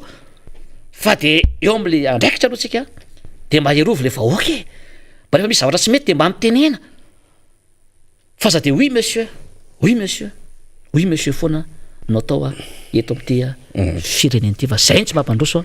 ny ty fireneny ty faniry ya mazava zay fa tamin'ny herintsika de nresadresaka ihany ny resaka leadership de nyresaka kitika kely tsika famatsiam-bola député Todsoa Andriamampandry zay moa le tombony zany rehefa miona tahaka izao tsika de marina tokoa ny teninao fa misy mandray noty mihitsy any ambadika any satria ny zara fahalalana ny zara fandalinana ny zara hevitra de zava-dehibe eto amin'ny fandarina miara-manonja ny mba tiako antanina kely manararoatra ny député Todsoa moa zany rehefa eto resaka teknika teny ilaina mihitsy ka aza mieritreritrytsika hoe any amin'ny sehatra rehetra misy atsika any na any ambany ravikazo na tanàna lavitra andrina na lavidalana zay maheno am'izao fandarina zao satria saika maheno antsika Madagasikara ray manontolo de hoe tsy de liny zay amina resaka fanazavana teknika fa tena miankina amin'ny aintsika sy ny pirenetsika sy ny ain'ny fiainantsika sy ny hoavy mihitsy ny raharaha zay resahany eto ka ny atyko antanina député Todsoa betsaka ihany lay famatsiam-bola zay nivezivezy teto Madagasikara io moa efa nisy fanazavana nentinao hoe misy ny don na ny fanomezana zany misy ny pré zany na findramana misy ny aide na ny fanampiana reo karazany telo roa de efa nitondranao lafim-panazavana fa zany rehetrarehetra zany nefa de endrika famatsiana ihany fa ny lay famatsiam-bola no tena tiako resahana hoe tena niteraka fampandrosoana marina ho an'ny firenena ho an'ny Madagasikara ve ny famatsiam-bola zay azotsika sy efa nivezivezy teto Madagasikara député Todsoa ya ny amareko anao angamba de marina ny tena hoe ataoko fanazavana tsotra fa raha terme teknika zany avesatra lava be ary mazevatra de ho ataoko tsotra araka ny fahazavako azy sy le TFM zay hoe teny fosy mazava le TFM fa tsy hoe takariva ny fanamasina le vavahany namantsika hafa raha ny teny fosy mazava no amaritako an'izay sy anazavako an'izay de zao marefo zao isika am'zao fotoana zao tsy eto Antananarivo ihany no marefo tsy any atsimo irery ny marefo amin'ity kely ty fa Madagasikara zao ka de marefo am'zao fotoana zao raha misaka an'izay nao zay hoe ny fanampiana ve miteraka fampandrosoana ho an'ny ao Madagasikara am'zao fotoana zao tsika de tsara ho fantatra fa ny ray apaterin'ny budget ny fanjakana de mbola fanampiana avy any ivelany daholy itsika zany am'zao fotoana zao mbola miankin-doha amin'ny any ivelany ny fanampiana zany maro ny famatsiam-bola na io troso io ange zany io ataotsika io de mirehare fe tsika hoe na azo trosa 100 millions d'euros na 100 millions de dollars de mirehare ny fianao hoe nahazo an'izany fa reny nge misy zanabola ary zanabola be reny ary ny tanànatsika ny mandoha an'ireny 30 taona 70 taona mandoha an'ireny zany isika ao anatin'izay ary ny zava-dehibe nge faniry ao anatin'le izy tokony hoe le fahaiza-manao le fahaiza-miasa no zava-dehibe io tsy hoe manao lalana ny gouvernement ny fitondrana na hoe maka sortir izy de hoe miasa ny fitondram-panjakana tsy asa zany mizarako veta na hoe mizarako veta asa andavanandro zany andraikitra zany de tsy maintsy atao nisaniza mpitondra eo de tsy maintsy manao lalana izy satria mandohetra ny olona amin'ny entana vidinao io nge na vary io na entana andavanandro efa misy etra laina nge reny reny etra nge anaovana fotodrafitra asy miditra amin'ny ny kitapo-bola mpanjakany reny automatika zany anao nisaniza mpitondra eo de tsy maintsy atao zany hoe misy taberina ndraikitra tsy maintsy atao ny mpitondra de manao an'izany daholo ny mpitondra eo na rasoa na rakoto eo na izy eo tsy asa zany fanaovana sy ny sorti reny lazaina fa hoe miasa venao manao an'ireny andraikitra reny sy adidy tsy maintsy atao fa natao hoe miasa ny fitondram-panjakana dia mitady lalana izy hoe ahoana no anavotana ny Madagasikara am'izao fahasiaranana izao ahoana no ampianana ny vidim-piainana zay misy eto Madagasikara ahoana no ijerena ny sosialim-bahoaka am'izao fotoana izao ary ahoana no anatsarana ny politika ny fampianarana ny kalitao ny fampianarana am'izao fotoana izao ahoana ny fampidinana ny zaza mianatra ahoana ny fampandrosoana ny agriculture am'izao fotoana izao mba hisy fiantraikana any amin'ny tatsaha ary ahoana ny fampitomboana ny are-pirenena ary-karena foibe fao be eto Madagasikara ka isy fiatraikany amin'ny vantana any amin'ny tokantranony vahoaka isam-baravarana. Zany natao hoe miasa ny fitondram-panjakana rehefa misy fiatraikany le izy. Na hoe inona no inona no secteur mitarika any amin'ny effet d'entraînement aingana ka miankana amin'izay ny fampandrosoana. Ary io effet d'entraînement aingana io i faniry de io zany anisan'ny tena ilaina be io ao anatin'izay satria raha misy zavatra ataonao ohatra raha nanao barrage ianao raha nanao sekoly ianao de ny dikan'izay de hoe le distrika zay mahazo an'ilay izy anatina distrika ray mahazo tombotsoa anatin'ilay izy dia tokony le vahoaka zay ao anatin'le district tokony 25% na 30% an'le vahoaka zany no tokony hiasa ao anatin'izay. Rehefa misy zany fampandrosoana zay ataonao ary ny semence ilainao na ny vy zay ilainao na vato kely zay ianao tokony ao amin'le faritra le distrika anaovanao an'ilay izy ny tokony hividananao an'ilay izy mba manam-bola zany le olona sady miteraka asa ho an'ny olona zany le fampandrosoana ataonao ao amin'le district no miteraka ihany koa vola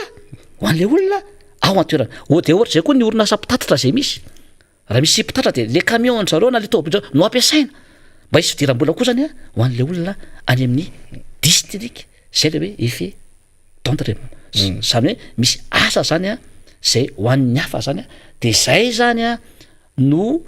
ilazaintsika hoe mba misy coup de pouce zany avy amin'ny fitondrana de samy mba mahazo ny anjara ny tsiraray avy sady mahazo asa ny olona ary ihany koa sady misy vola miditra zany amin'le olona zay mipetraka any amin'ny inona izy ny distrika zay misy azy. Zay zany no tokony atao amin'ny akapobeany. Ary io faniry tsy misy firenena zany mandroso ka hoe miantehatra amin'ny amin'ny fanampiana avy any ivelany fa tsy maintsy misy tsy maintsy tena hoe metomboka zany ianao tsy maintsy hoe manana zany hoe mobilisation na ressource interne zany natao hoe fampandrosoana développement. Ary eto amintsika raha mijery eto amintsika zao tsika eto Madagasikara zay tena olana lehibe zany eto amin'ty firenena ity rehefa manao fampandrosoana isika de raisina kely daholo le atao daholo le atao daholo le raisina kely daholo izy de tsisy zavatra mivankana lasa ohatran'ny hoe échantillon fotsiny hitan'ny olona fa tsy le lalam-pahamehana tsy voadefinisy tsy voafatra zany le hoe priorité de priorité fa kitihana kely daholo izy de tsy mivankana le zavatra de tsisy fiatraikany ho an'ny olona. Zay zany isan'ny olana lehibe. Ny olana faharoa eto Madagasikara zany de eo zany hoe zao no ataon'ny hafa zao ve nataon'ny firenena hafa de aleo koa tsika mba hanaraka an'iny io le hoe copier-coller tadidio fa Madagasikara de manana ny mampiavaka azy manana ny spécificité sociale manana ny spécificité économique ary manana ny spécificité géographique sy spécificité environnementale ny firenetsika zany hoe ny modèle de mampiavaka tsika zany de reo manana ny mampiavaka tsika zany hoe ny modèle de développement na ny modèle ny fampandrosoana eto Madagasikara de raha tiatsika ny androso de tokony tsy akatahaka fotsiny isika zay ataon'ny hafa. Ilaina zany ny fijerevana ny modèle ny firenena zay nandroso ohatra hoe ny pays émergents zao zao de les BRICS Brésil, Russie, Inde, Chine, Afrique du Sud mato reny tafavoaka de manana ny modèle ho anazy izy afahany nampandroso ny firenetsika ary zay no tokony ataontsika fa tsika ty copier-coller daholo ny modèle na fampandrosoana na ny constitution io any na ny administration publique io ary fa tokony ataontsika zany de tokony tsika reny modèle reny misy fampitana ataontsika de adapté-tsika amin'ny zava-misy eto atoerana izy sy ny contexte sy ny fotopisainatsika sy ny rafim-piarahamonina ary ny rafim-pisaina ny fokon'olona zay misy eto amintsika sy ny repirenetsika zany zany modèle de développement zany tsika manana ny arena pirenena manana arena be da be tsika de manino tsika raha mamorona ny modèle de développement ala malagasy zay ao anatin'le izy satria tsika nianatra ary tsika tokony hofantarina hoe région firy ny ato de inona avy ny mampiavaka ny région rehetra tsika ary nambinin'Andriamanitra faniry misy samy manana ny mampiavaka azy tsika na ny arena kebony tany io na ambonin'ny tany ninona tsy misy eto volamena safira boîte de rose tany mamokatra de arakaraka ny faritra zay misy azy naovana le modèle de développement efa fantatra hoe raha ny atsimo mandrefana anao na ny sava anao na ny tsinanana anao na ny avakana karatra anao na analajorofo na izy io efa fantatra hoe zao nge ny zava-misy any de hoe ahoana zany fomba hitrandrahana le zava-misy le arena any mba hain'ny olona no mitrandraka azy de lasa arena ho an'ny olona le izy de mamiasa ao le olona mena moyen zany le olona ao anatin'izay zany tena atao hoe fampandrosoana menazy ny fitaovana am'izay de tavavoakotsika ao anatin'izay zany tokony io fampianarana io ary io rehefa neutre atao am'le hoe plan sectoriel de l'éducation hoe rehefa ny primaire le olona de misy ny matière irahana fa misy tonga de samy manana ny mampiavaka azy ny any amin'ny faritra tsara avy any amin'ny primaire le mpianatra de efa atoro hoe ity ny zava-misy am'le faritra de ahoana ny fomba hitrandrahana an'izay tonga de technicien le mpianatra malala ny zava-misy ao anatin'le izy ary zay zany ny tokony ataontsika eto Madagasikara ny zava-misy eto Madagasikara faniry dia tsy mahalala akory ny zava-misy ny tantarany ny mpitondra eto Madagasikara tsy mahalala ny tantarany firenetsika tsy mahalala ny zava-misy eto tsy mahalala ny are-pirenena eto amintsika tsy hainy akory hoe aiza ny région zao mbola tsy nitsahany tongony akory tsy mahalala ny kolotsaina ny malagasy de tsy mahagaga raha ohatra zao ny firenetsika zay faniry raha za manokana dia matoa na anao politika de efa nisy revaka daholo Madagasikara aloha fantarako aloha ny fireneko hoe inona ny filany inona ny zava-misy ato hitako zay de hoe za hoe anao politika am'izay mba hoe tokampandrosoana ny ty fireneko ty satria mahatra ny voaka nefa manankarenaka ty fireneny ty de hoe za hoe anao politika satria efa fantatro ny fireneko fa tokony lasa lavitra ty fireneny ty ary tokony tsotra zao ny vahoaka any aminy zay faniry anisana ny vahoaka nyty politika ty zany zany raha fitinina zany amin'ny teny foa zany zay fantaninao zay de hoe le izy zany ny fampandrosoana de tsy maintsy fampandrosoana anatiny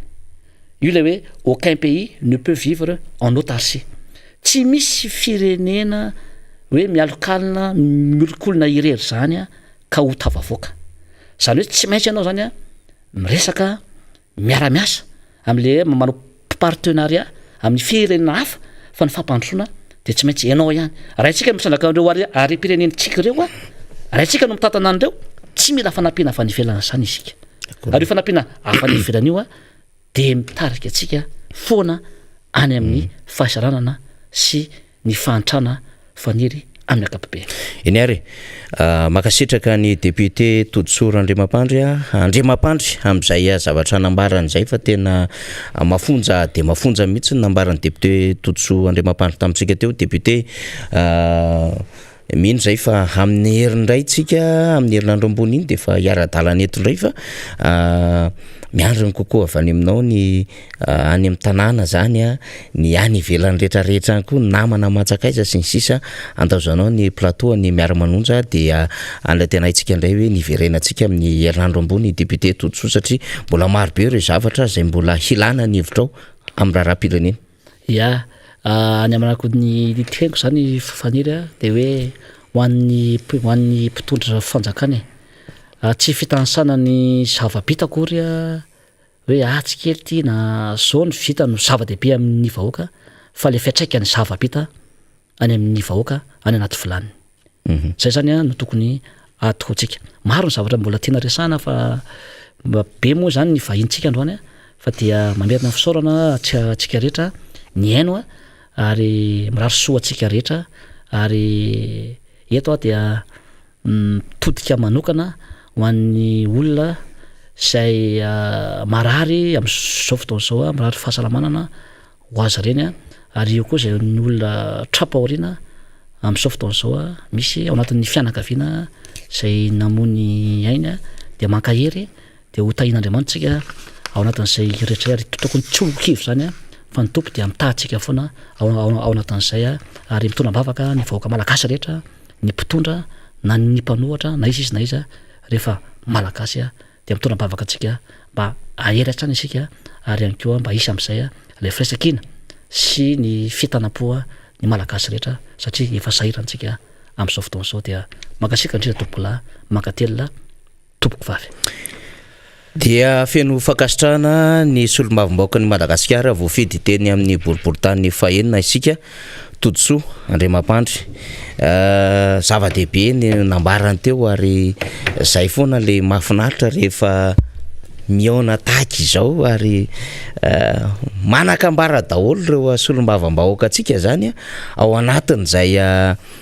lafinjavatra zay resahan'izay ary tsy vitany hoe manakambara fa tena mahay mametraka araka ny tokony ho izy ny lafinjavatra zay tokony resahany ampahafantariny amin'ny vahoaka malagasy amin'ny akapobeany zany de tombony ho antsika rehetra zany zay le mbola ambarako mandrakariva hoe aza mitsahatra miheno ny fandarantsika satria betsaka ny zavatra ratovintsika atao anatin'izany fandaran'izany ary rehefa mandrato isika de mahafantatra sy malala ary rehefa mahafantatra sy malala tsika de sarotra abadona ihany manoloana ny zava-misy fa ndraindray mako lay fomba fisainantsika misy ndraindray ny hoe de andrareo samy mpanao politika any de ampitondrany nefa tena misy fiatraikany ny isambilany sy ny sakapoka sy ny positsika mihitsy ny zava-misy izay iainany firenena nandray ny solombavam-bahoaka Todosoa Andriamampandry dia andraindray Andriambavilanitra dia Ramatoa Michel Razana Mahery izy moa zany dia manana andraikitra eo amin'ny lafiny serasera eo anivony antoko tiako Madagasikara manana andraikitra ihany koa anisan'ireo zay manetsiketsika izany famelomamaso ny tanora tiako Madagasikara zany ka izay indrindra no antony anasantsika azy ihany koa satria mandeha be zao Madame Michel lay redynamisation na famelomamaso ny antoko tiako Madagasikara efa nambarantsika ny tany Revomamo ny teto Analamanga natao tetsy Alasora ny tany amin'ny faritra Tsimotany de samy mezaka nanao daholo de voateo ny député Todosoa no nanazava ny redynamisation na famelomamaso nataon'izy ireo tany boriboritany fahenina de an'ity androany ity zany ao anatin'izao tsika miteny zao de mandeha koa ny any boriboritany fahatelo ery amin'ny QG Belair de rapitsiko ny vehivavy de etsiketsika ery amin'ny Kanja Magroberuk zay ny tiako antaninanao hoe ny foto-kevin-dehibe anisany tonga ny antoko tiako Madagasikara hanao izany famelomamaso zany Ramatoa Michel. Miarabanao namana faniry de miarabantsika rehetra mpanaraka tsy tapaka ny miaramanonja ihany koa marina fa tena ao anatin'ny redynamisation famelomamaso ny antoko tim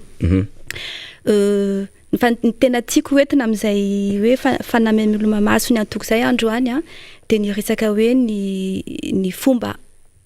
tokony ananany ireo pikatroka tim ny militant tim izay ihany koa olo-pirenena ary andray andraikitra plus tard eto amin'ny firenena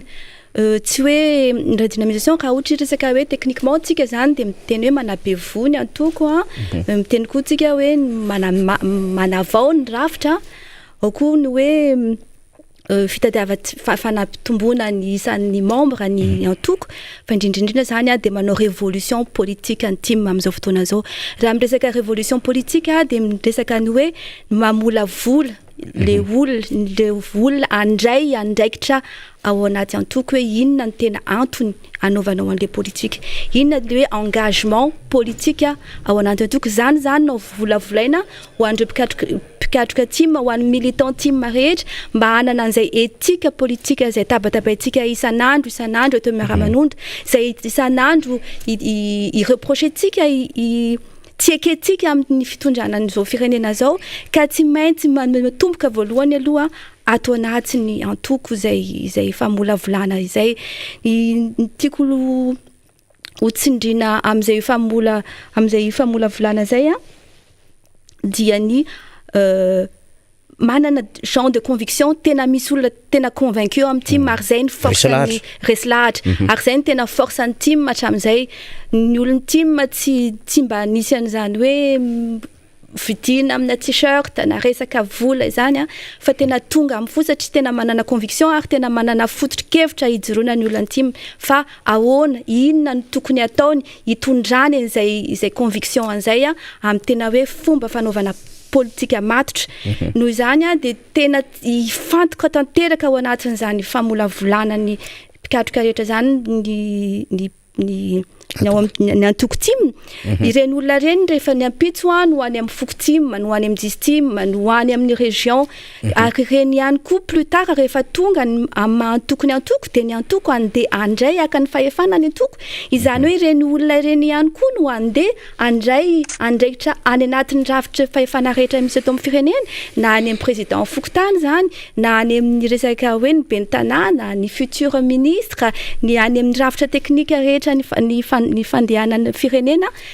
de tsy maintsy volavolaina ato anatin'ny antoko aloha tena afantatra tanteraka ny asany ny andraikitra ny rôlany izay fitondrany avo ny service à la nation zay ny fitondrany avo ny fitavan-tanindrazana zay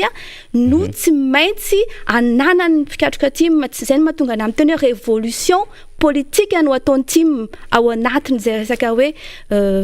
anatin'izay resaka redynamisation zay tsisy antony no hoe itonga olona be da be fotsiny tsisy antony hoe anabevony antoko fotsiny tsisy antony raha tsy ireo olona ny militant tim mihitsy ny aloha no mahalala hoe inona ny andraikitra eto amin'ity firenena ity olo-pirenena reo avant tout olo-pirenena engagé ny olona ny ato amin'ny tim de ifantoka tanteraka amin'izany ny antoko tsy ao anatin'ny hoe na any vehivavy zany rehefa hoe militantisme fotsiny le militantisme ny ao anatin'ny antoko tsy voatery koa ianao hoe tsy maintsy manana andraikitra hoe za zany tsy maintsy ana fokotim na hoe tsy maintsy ao anatin'ny jistim fa ny fitiavanao fotsiny miditra anaty antoko ianao de misy dikany zay fidiranao anaty antoko zay engagement foto-kevitra zay idironao zay tianao hitondrana ny firenena zay hitondranao amoana ny firenena ao anatin'izao zavatra olana lalovan'ny firenena zao de ny pikatroka zay no mahatonga na hoe miengagé atsika manasa ny olo-pirenena rehetra hiditra ao anatin'ny engagement zay satria tsika malagasy mampalahelo fa mialangalany tsika matetika anatin'ny raharaha-pirenena zany hoe mametraka am'izay pratika politika mazava zay zany ny antoko tiako Madagasikara na hoe fomba fanaovana politika mazava zay zany amin'ny alalan'ny famolavolana amin'ny alalan'ny fametrahana zany zay hoe endrika olona hitatana fanjakana raha pitso rafaka pitso zay fa tsy de hoe manabe fotsiny amina isa zany fa tena hoe manana andraikitra ho an'ny firenena ny antoko tiako Madagasikara am'le redynamisation Madame Michel de mametraka foana am'le éducation citoyenne de le éducation citoyenne io moa zany dia mivelatra amin'ny lafiny maro ary zany raha teo koa no voalaza ny santa mifeny antoko politika hoe mila zay fanabeazana olo-pirenena zay avy amin'ny antoko politika manahoana ny fandraisan'ny olona reny hetsika ataonareo reny indrindrandrindra manomboka aty amin'ny tanora zay anisany hoy reo manetsiketsika zany ianao voarainy tanora tsara ve ary tena lina ve miatrika an'izany zavatra hambarany antoko tiako Madagasikara sy hambaranareo zany reo tanora reo raha fijery azy am'izao fanombohan'ny redynamisation zao tena marina tsy marina ny filazana hoe tsy miraharaha politika ny tanora malagasy fa tsy fantany fotsiny hatramin'izay tsy noentina tao anatiny izay lalana zay ny tanora malagasy ary matoa izy misengage anatina parti politika tsy hoe andeha hanao propagande fotsiny fa mifantany matoa izy tonga amin'io misy foto-kevitra tiany arahanao ary misy leadership mety aminy koa zany hoe ray resaka an'izay leadership zay de le pitarika hoe ny président Ravalomanana de zay no anjarany antoko amin'izay fotoana zay no manabe ireo ankizy ireo satria raha tsika malala fa ny tanora tsy misy afa-tsy ny tanora ihany mbola azo tsika volavolaina tsy hiditra ao anatin'le mauvaise pratique politique eto amin'ny firenena za koa tsy miteny hoe rehefa mpanao politika de tsy maintsy voatery hojolahy politika daholo na tsy maintsy voatery ao anatin'izay hoe mauvaise pratique politique zay fa le révolution politique tiany antoko tim atao atomboka indrindrindrindra any amin'ny tanora izay tanora maro de maro tena maro ary misy tanora tena convaincu amin'ny antoko tim hitanao foana izy na inona événement karakarain'ny tanora ary mitady an'izay hoe tarito zay oeto zahay ao anatin'izay lalana zay no mahatonga anay hoe ny famolavolana andreo ankizy ireo tsy hiditra plus tard ao anatin'izay mauvaise pratique zay indrindraindrindra anana an'izay sens anana an'izay hoe service à la nation zay no imasoanay dia amin'izao fotoana zao tsy vitan'izany ihany no ampianarina andreo ankizy ireo no ampianarina ny tanora timy fa tena ampianarina tanteraka mihitsiny ahiatrika ny fiainana andavanandro anana engagement tsy ny engagement politique ihany fa ny engagement amin'ny resaka associatif amina resaka social hoe mba hisy tena fandraisana andraikitra tanteraka atao amin'ny firenena hanabe ny saina sy ny esprit koa ao anatina resaka hoe cultural mba tsy mipetrapetraka fotsiny tanora malagasy fa tena miditra tanteraka na amin'ny fanabeazany tena ny développement personnel zany fa ny fahaizany koa manao ny leadership ny fitantanana satria ireny ihany koa rehefa avy eo no andraindraikitra any amin'ny resaka entrepreneuriat eto eto amin'ity firenentsika ity dia zany no mahatonga anay hoe tsy maintsy volavolaina zao ny tanora timy hitondra avo an'izay fanavotana ny firenena zay zany hoe tsy ny antoky ihany no raisina andraikitra fa efa mitsinjo lavitra zany ny antoko tiako Madagasikara ho an'ny avy ny firenena ny antoko tiako Madagasikara Madame Michel dia efa nambaranao teo le fananana an'izay tena conviction zay mihitsy ny antoko tiako Madagasikara qualité ngeza be ho an'ny antoko Madagasikara zany fa azo lazaina ho qualifienao anatina qualité koa zany lay fananana hevitra zany ho an'ny antoko tiako Madagasikara zany andray 20 taonany izy amin'izao fotoana zao efa manomboka manana évaluation lay tanjaka le antoko zany ianareo raha ohatra ka izay lalany redynamisation zay mety betsaka ny miandry any amin'ny district any amin'ny faritra sy ny commune ary ny fokotany indrindrandrindra Madame Michel maraparanantsika ny adevitra inona no afatra ampitainao amin'izy ireny satria mandray atsika moa zany Madagasikara ray manontolo lina mifandalovan'ny birao politika ianareo zay manetsika ty fameloma maso ty koa fa lina ihany koa am'fandalovan'ny président Ravalomanana ka mino fa melohan'ny atongavana reo any amin'ireny faritra reny manana afatra maro be ihany ianao ho zaraina amin'ireo mpikatroka tima zany indrindrandrindra ihany koa zay ny tena nafinaritra zany tao anatin'ilay fanazavana maromaro de hoe miverina amin'izao fotoana zao ireo mpikatroka tiako Madagasikara teo aloha marina tokoa zany namana fa hoe za te hiverina kely eo amin'le resaka teo hoe ny force ny tanjaky ny antoko timy amiko ny tena tanjaky ny antoko timy dia misy zavatra anankiroa lehibe io conviction an'ny olona zay mikatroka amin'ny antoko timy io ary ny leadership ny mpitondra ny mpitarika ny antoko timy zany hoe ny président Ravalomanana ny olona maramatoa manaraka ny hoe président Ravalomanana tsy resaka tsotra parce que mahafinaritra izy parce que mety manana sens de l'humour izy fa ny sens de leadership zay ananany tsy ananany olona maro force zay ary zay force zay tsapan'ireo mpikatroka anatin'ny team zavatra anankiroa no zaraiko eo anatin'ny force ny antoko hoe les gens de conviction anatin'ny antoko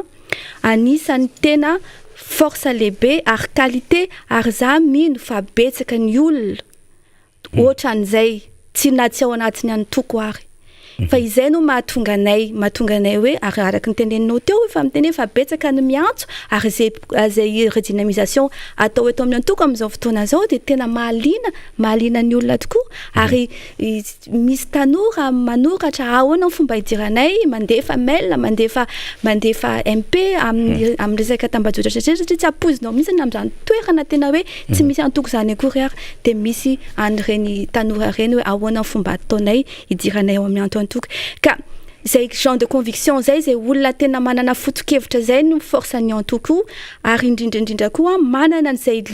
manana leader charismatique tsy vitany charismatique ihany raha mitena charismatique afaka manana charisme daholo betsaka ny olona afaka manana charisme betsaka ny olona afaka manao leader fa ny engagement ny total ho an'le antoko ny tena asany maraina atoandro ho fanatsarana le fitiava-tanindrazana izay sacerdoce mihitsy ny lazako an'izany izay asa ataony isan'andro ny fiainany isan'andro anatsarana ny antoko analebiazana le antoko hitondrana mola volana reo ankizy ireo ny fitanora ny tiako lazana amin'izay ny mpikatroka ty mantiako lazana amin'izay hiditra ao anatiny zay hoe engagement anatin'ny firenena zay satria ianao rehefa miditra anatina antoko dia engagement ny fidirana ao anatin' zany antoko zany ary zay no afatra tiako entina amin'ny zay rehetra te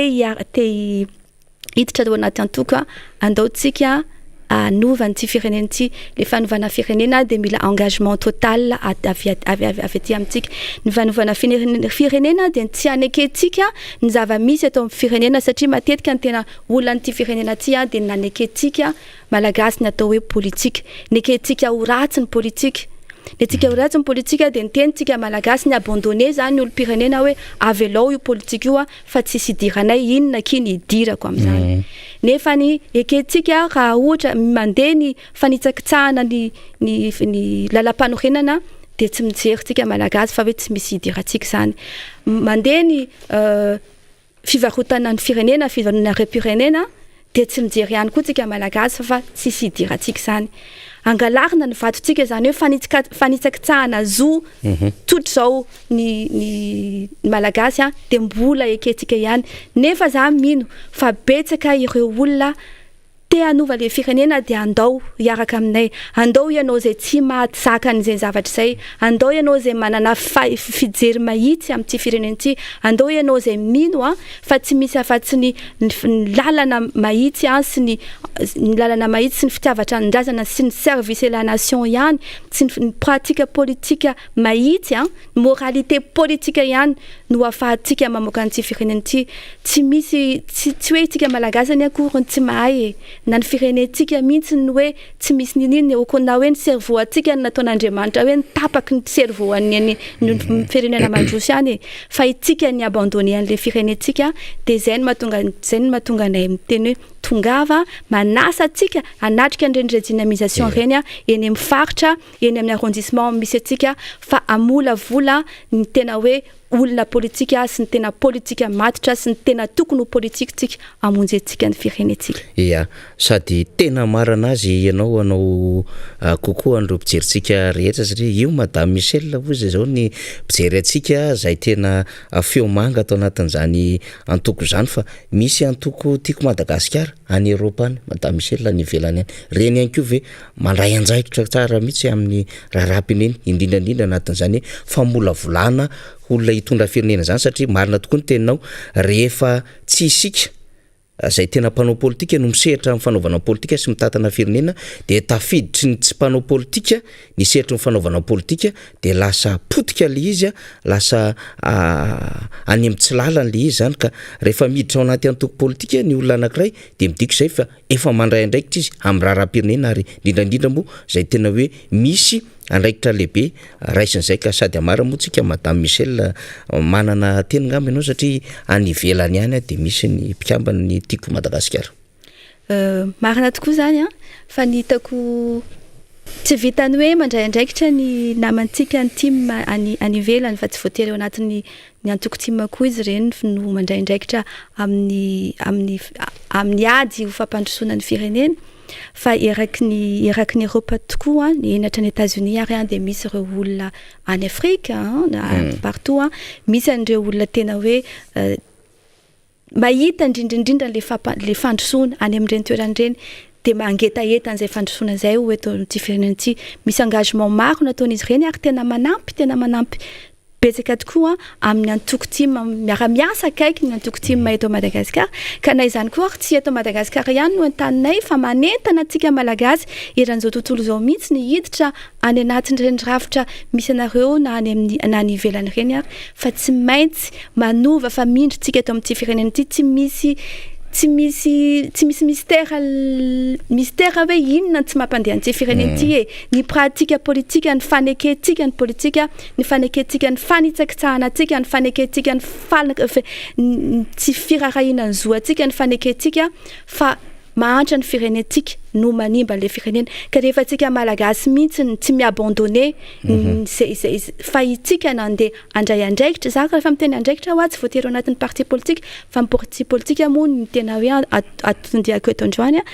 dia manasa atsika manainga atsika fa tena ao anatin'izay redynamisation tanteraka zay ny team artico amafisina farany tsy nisy combat tsy nisy ady tsy misy ady anankiray ka hoe ny hemotra ny antoko team atao anatin'izay 12 taona nilazana fa resy lava zay ny antoko-timy fa zay 12 taona zay no nanana ny antoko-timy force am'izao fotoana zao no nakany antoko-timy lesina be da be am'izao fotoana zao ary izay no mahatonga izay force izay 12 ans tao anatin'izay lalana andiavina antoko-timy zay no force lehibe hoentin'ny antoko-timy andray ny firenena rapitso anitsy ny lalan'ity firenena ity fa tsy hoe izy tika ikritika lava indray no tonga eo amin'ny fitondrana io dia merina tanteraka indray ny zavatra misy am'izao fotoana zao. Iny ary de makasitraka any madame Michel Razana Mahery itsika zay nitondra an'izay fanazavana tena mahafinaritra zay misaotranao madame Michel. Sotra betsaka anao namana tahiry ary mirary soa mirary tontolo andro azafady tayana sy faniry mirary tontolo andro mahafinaritra ho antsika rehetra mpiaino ny miara-manonja. Eny ary de io moa zany am'le hoe fanio-kevitra maro be mizarazara eto amin'ny plateau atsika eto miara-manonja de efa manomana amin'ny vahintsika indray ny namantsika Rina Rabe Mananjara zany zay izy koa mampanao gazety mandehandeha so de mieritreritsika hoe faniry no mampiresaka vahiny eto de izy Rina fa tena mampanao gazety mandehandeha azy de mikarikaroka vaovao any ambadika rehetra any izy fampiantso atarby any am'izay sehatra rehetra any inona ny vaovao misy any mijery an'ireo tambajotra samihafa ny zava-misy zay tsara ho fantatra. Rina Rabe Mananjara dia omeko anao indray aloha zany fandaminana ny vahintsika fa iverina eo ihany tena koa hitondra lafim-panadihadiana foifoy rehefa tonga ny fotoana zany. Eny ary toetrany ny miara-manonja miainga eto amin'ny MBS raha nareo ihany koa amin'ny radio Madasy ny tambajotra isan-karazany ary ny vahiny manaraka faniry dia hiakatsehatra eto indray aloha ny any Aloatra Mangoro. Maninona no miakatra zany any Aloatra Mangoro satria zany Aloatra Mangoro zany araka ny efa nambara ombenombeny dia sopotro Madagasikara manana mahizy azy nitrondro be sisika sy ny sisa manana rena-kibon'ny tany kanefa am'izao fotoana zao dia vadika tanteraka ny rara vadika makaiza moa mivadika makany amin'ny tsara sa mivadika makany amin'ny ratsy mivadika makany amin'ny tsy fahombiazana ilay antsona hoe Aloatra Mangoro satria raha izany no fitaratra tany aloha dia ankehitriny izy lasa sahirana de sahirana kanefa ianteran'ny Madagasikara amin'ny resaka vokabary raha izay fotsiny no raisina ohatra efa eto i tonton Rayex izay tsy izy vina amintsika ihany koa izy fefa nitondra fanazavana teto fa tamin'iny moa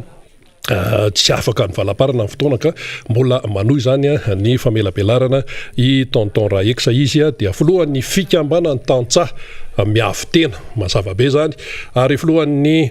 RMDM district na Parafaravola ihany koa i tonton Rayex faly miarabanao tonton Rayex. Faly miarabanao monsieur Rina Rabe Mananjara.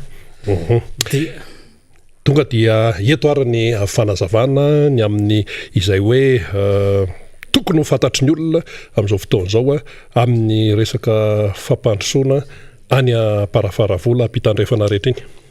Ya dia voaloham-pitenenana aloha dia faly miarabantsika vahoaka malagasy zay eto an-toerana eny fa na dia ireo sika vahoaka any ampitan-dranomasina dia omena an'izay arahaba zay arahaba mafinaritra sy kopakopa-tanana indrindrandrindra ho an'ny eto an-toerana zay manaraka an'izao fandarana zao. Marina tokoa fa dia ny tena moa dia filohan'ny fikambanana tantsaha miavy tena ao anatin'ny faritra Aloatra Mangoro. Ny zavatra ho amariana sy tiana ho resahana eto dia misy ilay fikarakarana an'ireo vahoaka sy indrindrandrindra mba ilazako hoe ireo tanora tantsaha tamin'ny alalana tosika famieno indrindrandrindra misy ilay resaka hoe fiariana. Zany fiariana zany moa dia politika mpanjakana zay nampiarina tamin'izao fitondrana misy zao zany. Zavatra misy anefa Rina Rabe Mananjara dia Andriamanitra ny tompon'ny fandaharana ka manoloana ny zay zavatra misy zay dia maromaro moa zany ireo tanora sy ireo tantsaha maro anisa zay nandray andraikitra sy tafiditra tao anatin'izay fiariana zay. Misy moa ny taratasy maro samihafa fa ny tena zavatra marina aminazy io dia tsy hoe vola propre namena andreo tantsaha reo fa volan'ny banky zay hoe volan'ny BOA zany no namena andreo tantsaha reo ary misy zanabola ary misy fotoana famerianana. Amin'izao fotoana zao dia sahirana sy mikaikaika ireo tantsara io satria efa tonga zany ny fiam-potoana mirenana ny vola io any amin'ny banky. Ny zavatra misy anefa dia nisy ny dégâts cycloniques tany an-toerana zay tonga tany mihitsy ny filoham-pirenena tamin'izany fotoana. Potika tamin'izany ny foto-drafitrasa maro samihafa. Rehefa lasa moa zany ny tondra-drano potika ny foto-drafitrasa tany miariary so malaka miariary sisa ny tonga teo. Sasany moa totitra fasika tao ny tototry ny atsanga ary misy zany tsy nandidina mihitsy na dia mandidy varindre mandiary azo porofona any an-toerana zany zavatra zany. Ka eto moa zany satria ty fitondram-panjakana ty zany dia hoe miezaka hijeriny sosialim-bahoaka dia mitondra feoan'ireo vahoaka zay maro anisa reo indrindrandrindra fa ny tanora zay tafiditra ao anatin'izany ezaka fiariana zany ny tenanay miteny amin'ny mpitondra fanjakana sy zay tompona andraikitra maro samihafa hoe aleo mba angatana fotoana amin'izay mamety azy satria tena tsisy nininina mihitsy ho reo vahoaka reo zany mitsika fotoana zao. Eo amin'ny fotoana za mamety azy eny raha ohatra tena mitsinjo amin'ny fampandrosoana sy mitsinjo ny vahoaka madinika ny fitondram-panjakana zay mijoro amin'izao fotoana zao dia tokony foanana manontolo mihitsy zany mba hoe omena azy manontolo mihitsy zany resaka tosika fiariana nomena an'ireo tantsara eo. Eto Monsieur Rina Rabe Mananjara dia tsy hoe mampitovy lahaka amin-jatra akory. Zany hoe samihafa moko zany ny zatra izay zavatra tambatambatra sy ny lakana voizina mandeha tsara sy tafidiran-drano. Fa raha manao fandrefesana fotsiny zany tamin'ny fitondrana izay nitondran'ny président Marc Ravalomanana tamin'ny fotoan'androny satria tadidiko tsara tamin'ny taona 2024 enina sy 2024 dia nisy tondra-drano enjana be tena goavana be potika daholo ny foto-drafitrasa safo-drano ny vary tamin'izany fotoana zany fa nahita vahaolana immédiat ny fitondram-panjakana tamin'izany fotoana zany. Azonao ampatsahivina kely ve zay aloha ahafantaran'ny olona azy hoe ahoana tsara ny tena zatra ny tranga. Ny zavatra nisy tamin'izany fotoana zany dia ny filoha Marc Ravalomanana sy ny gouvernemanta zay nentiny dia noho ny fahaiza-manao ny manokana dia nisy ny politika zay nampidiriny teto tamin'ny alalan'ny ministèran'ny fambolena fa nitondra vahaolana tamin'ny alalana masomboly ny zezika indrindra fa ny kibota zay tena nampandroso sy nampiroborobo ary tena nametraka n'le hoe sompoky Madagasikara ny loatra mangoro ary zany rehetrarehetra zany dia ampanetretena ny resahana eto Monsieur Rina Rabe Mananjara fa tena nomena satria le fitondram-panjakana tamin'izany fotoana zany nafantatra hoe potika ny aveniran'ireto vahoaka reto raha sy ampina dia inona moa zavatra namena anazy nomena zezika reo tantsaha-maronisa reo nomena masombolo reo tantsaha-maronisa reo ary tamin'ny alalan'ny nialatra omby zay nandrongatra tamin'izany fotoana nisy nialatra omby tafiditra teto ny kibota zay nampidoron'ny filoham-pirenena Marc Ravalomanana tamin'ny alalan'ny PSDR io moa le atsotsika hoe projet de soutien et développement rural fa tena tafita ary tena niaina zay zany natao hoe sosialim-bahoaka zay mipaka isam-baravarana any an-toerana. Zay zany ny hoe tsy dia hoe mampitovy lakatra amin'jara nefa tokony hitovy satria samy lajanahary eny zany resaka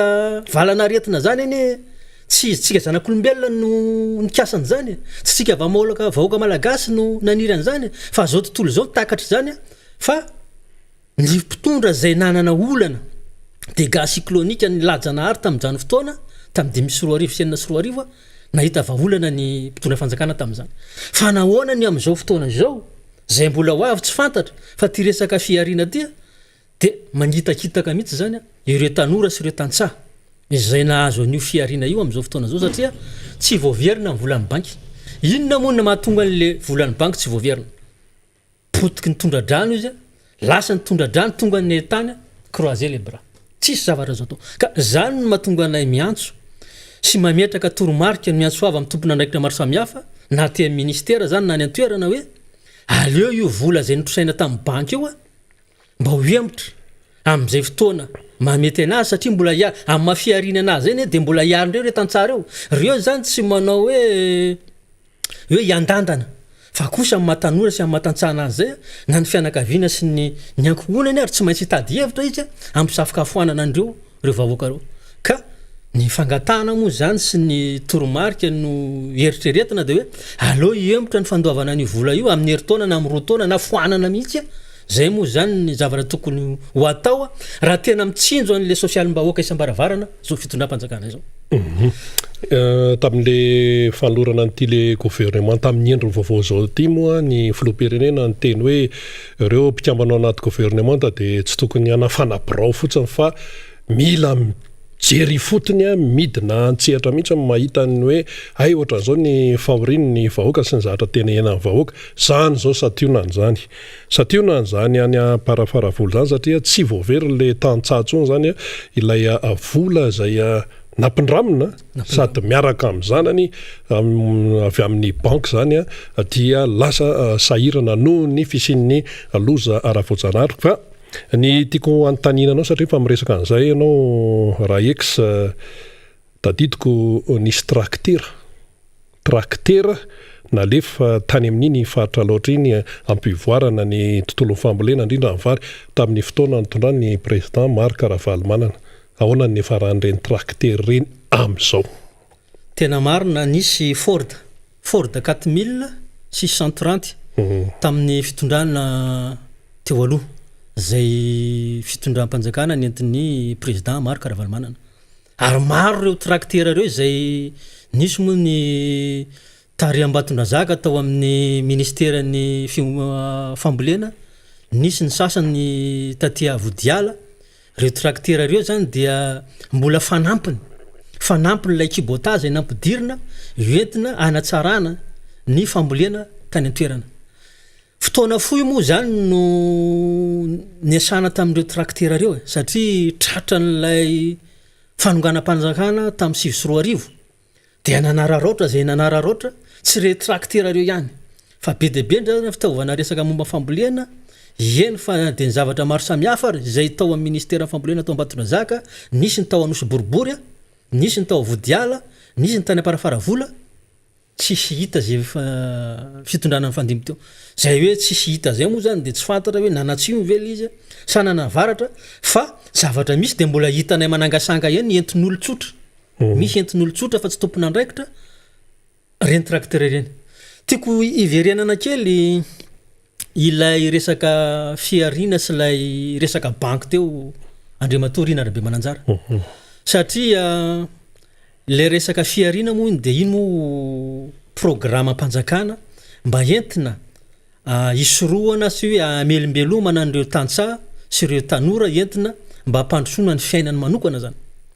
Fa ny zavatra misy ary tena mamporokoditra koa ny antoerana amin'izao fotoana zao Andriamatoa Rina Rabemananjara dia misy manko an'ny atao hoe microfinance. Za moa tsy teny hoe izy ireo na izy ireo fa misy ny microfinance nampitandrefana zany nampita-tsinanana. Maro dia maro tokotra ny tantsaha zany izay misambobola amin'ireny microfinance ireny. Fa ny zavatra misy zany tamin'ity taona 2024 ty noho ny fisian'io dégâts ara-voajanahary io mesy Rina dia tsy tafaverina koa zany ny ampanina manontolo zay volany samborony retan-tsara io amin'izao fotoana zao. Zavatra misy dia mampalahelo ny sasany satria lasa mitsoponienana misy ny olona satria tongavana moto misy 20 dia miamby 20 hatramin'ny 30 andeha takitrosa any ambaravarana. Inona moa zany ny ataon'ilay tantsaha amin'izay fotoana zay na izy miala amifindra monina eo amin'ilay tanàna idiny ny varavarana na izy tsy maintsy mitady zavatra hafa satria tsy hitany tsony eny zay anefanany io. Inona moa le antony tsy hoe tsy mahay na ny vintan-dratsy fa ny lajanahary oa. Noho zay lajanahary zay zany dia mba mangataka fotoana amin'izay mamety azy somary mba hemotra zany fotoana zany na mba miditra antsehatra mihitsy ny mpitondra fanjakana amin'izao fotoana zao satria isika zany dia mba miezaka hoe ahoana ny ampandrosoana satria hita hoe reraka ny vahoaka zany zao mba zay fampandrosoana zay mba hipaka any anaty vilaniny tsirairay satria raha mba misy zany sy papa mieko an'le mpitondra fanjakana moa zany tsy mba mianatra miteny an'izany hoe mba miezaka mihitsy zany le tompona andraikitra isan'ambaratongony mihitsy zany miezaka mamory an'ireny olona reny miteny an'ireny olona reny mba manao an'izay fanelanelanana hitsonjovana le faram-piaina vahoaka isan'ambaratongany. Mbola tsisy aloha zany zay fanelanelan zay inona ny tena zava-misy hatreto aloha zany dia tsy misy zay fanelanelanana zay fa ny zavatra misy any zany Rina Rabemananjara dia idina ny trano raha vao tonga ny moto dia misitrika na mifindra toeran-kafa. Zay zany nitan'ilay tantsaha hoe vahaolana aloha hatreto fa matoky sy manantena ny tenanay satria io moa atsipy ny teny ampomy malala atsipy ny tady atandroko ny omby ka de atsipy moa zany zay resaka zay fa tiako iverenana ihany nlay makasika ny ministèran'ny fambolena teo satria ny filoam-pirenena mihitsy ho any tonga tany tamin'izany fotoana tamina tonga an'ireo dégâts maro samihafa raha tsy hitanisa fotsiny a zany fa amin'ny ambangovangony zany PC15 na Valle Marianina zany ny sombotry Madagasikara any Ambatondrazaka misy an'zany zany Sahamaloto zany sy ny karaha ny canal manodidina anazy zany ampahitany sy ny manodidina zany ny sombotry Madagasikara zany indrindrandrindra ny canal Ampasikely iny toy hatrany Ambatomainty mivoaka hatrany aloatra iny raha reny ny vita curage sombotry Madagasikara fa ny tena lehibe indrindra zay tena tsindriko manokana eto de ny tena Goavambe ao amin'ny commune Antanambe misy ny digina Madina ny digina Mbotany Lava indrindrandrindra ny Barazitany sanatria ny vavaladiny lela meserina raha mitonga ny rotsakorana am'izao ka tsy voakitika io de ho tondra ho avy ndre ny tondra-drano de ho safitra ny tanàna an'izany Tanambe zany nefa zany ny tena matanambe ny Tanambe mahasombotry ny vary malaotra ny aloatra ny zavatra tiako ho resahana eto mba ho iain'ny tompon'andraikitra maro samihafa taoriana ny fidinan'ny filoam-pirenena tany de nisy ny tompon'andraikitra vita ao amin'ny ministèran'ny fambolena ny tondra 44 2024 andeha hijery an'le fotodrafitrasa hoe ho amboarina de nitondra gony zany no asina fasika de entina ho aladahatra amin'ilay digivaky zany nefa inona ny zavatra misy mbola voaherika fotsiny fotsiny tonga de fa tsy pinina ny aloatra zany gony zany satria matanjaka be zany le rika zay mitombo io rano ka eto zany de mametraka amin'ny ministèran'ny fambolena hoe jereo ankaiky io zavatra io raha mbola tena hoe iombona atsika hoe zany aloatra zany amparafara-vola zany sombotry Madagasikara de reo tany saiko reo zany PC15 Valle Marianina Ambatondrazaka zany zany barazany Sahamaloto zany barazana Ambotrarivo ny canal Ampasikely hatrany Ambatomainty fa ny tena zavatra Ngoavana be de diginy Tanambe Ambotany Lava Barazitany indrindrandrindra fa reny manodidina rehetrarehetra reny ny anapita-tsinanana moa zany dia mbola marobe zany ny fotodrafitrasa tokony aremina malonany zany rehetrarehetra zany fa io toizako ihany ny resaka atsika amin'ny rahalahy Andriamatory na Rabe Mananjara mitodika manokana zany amin'ny environnement ny environnement moa efa nentiko teto ihany makasika n'ilay tany efa fotsy tao izay eo manodidididina ny 7 hektara io satria ino a zany de efa nisy lay arrêté moa fomba filaza azy arrêté régional izay niraisy ny mpitondra fanjakana tamin'izany fotoana satria natsapa reo mpitondra reo tamin'izany fotoana hoe rehefa nidina ny fidinana tany fotony hoe efa tsy amokatra zavatra nininina tsony reto toerana reto satria efa fotsy tao ary efa miendrika tanimbary so malaka aleo mba homena iveloman'le olona fa ny zavatra ny fanarana kosa zany tamin'izany de tsy afaka manitatra tsony lay vahoaka ka eto zany de miteny amintsika vahoaka rehetra zay mamboly anatin'ireny efa faritra fotsy tao ao anatin'le makaloatra reny na ianareo ao Andrebagara na ianareo ao Ambatsoratra na ianareo eny Merimandroso na ny eny Ampitandrefa na Tsapanandefatra ianareo ao Nororo indrindrandrindra fa tsika ny avaratra ao ny andilana avaratra sy ny avamena kely sy zay tsy voatanisa eto misy zany lay tany efa mainty milaly efa fotsy tao ao zany hoe efa fatanimbary ny fomba filaza azy satria efa nisy fotoana tamin'ny fotoanandro zay efa nentina tany ny topo nandrefy hoe hita marina fa efa fatanimbary reto fa tsy hivadika zavatra hafa itsony ka mahavelona an'le olona le izy zany hoe ilay fitondram-panjakana tamin'izany fotoana mihitsy zany no resy lahatra misy Irina Rabe Mananjara hoe efa tsy azo atao nininona reto toerana reto fa efa iveloman'le olona ary misy résultat tena nivokatra amin'izany toerana zany misy Irina Rabe Mananjara mandombolombo vokatra ao anatin'ny Somalaka ny ambolenao moa zany de vary ihany ny ambolenao raha mame 5 tonnes 4 tonnes ny aty amin'ny Somalaka fa io toerana zay efa fotsy tao zay lazaina any ambany toerana io mampakatra ny amin'ny 7 ka hatramin'ny 8 tonnes zay zany satria eto moa de tiako tohizana ihany satria misy manao mandika vilana ny ary misy re mba manana fahefana kely de lasa manaonao foana fa ny zavatra misy anie tamin'ny fotoanandrony tamin'ny fampelezan-kevitra zay nataon'ny filoam-pirenena Andry Nirina Rajoelina tany atoerana nanao hoe ho ampitomboana ny toerana ambolembary ary ho atsaraina ny vokatra ho ampitomboana ny vokabary mba hialana amin'ny fanafaram-bary sy ny tsy fampinina fa ilay olona zay mba mahazo fahefana kely aty ambany aty indray no lasa manao sotasota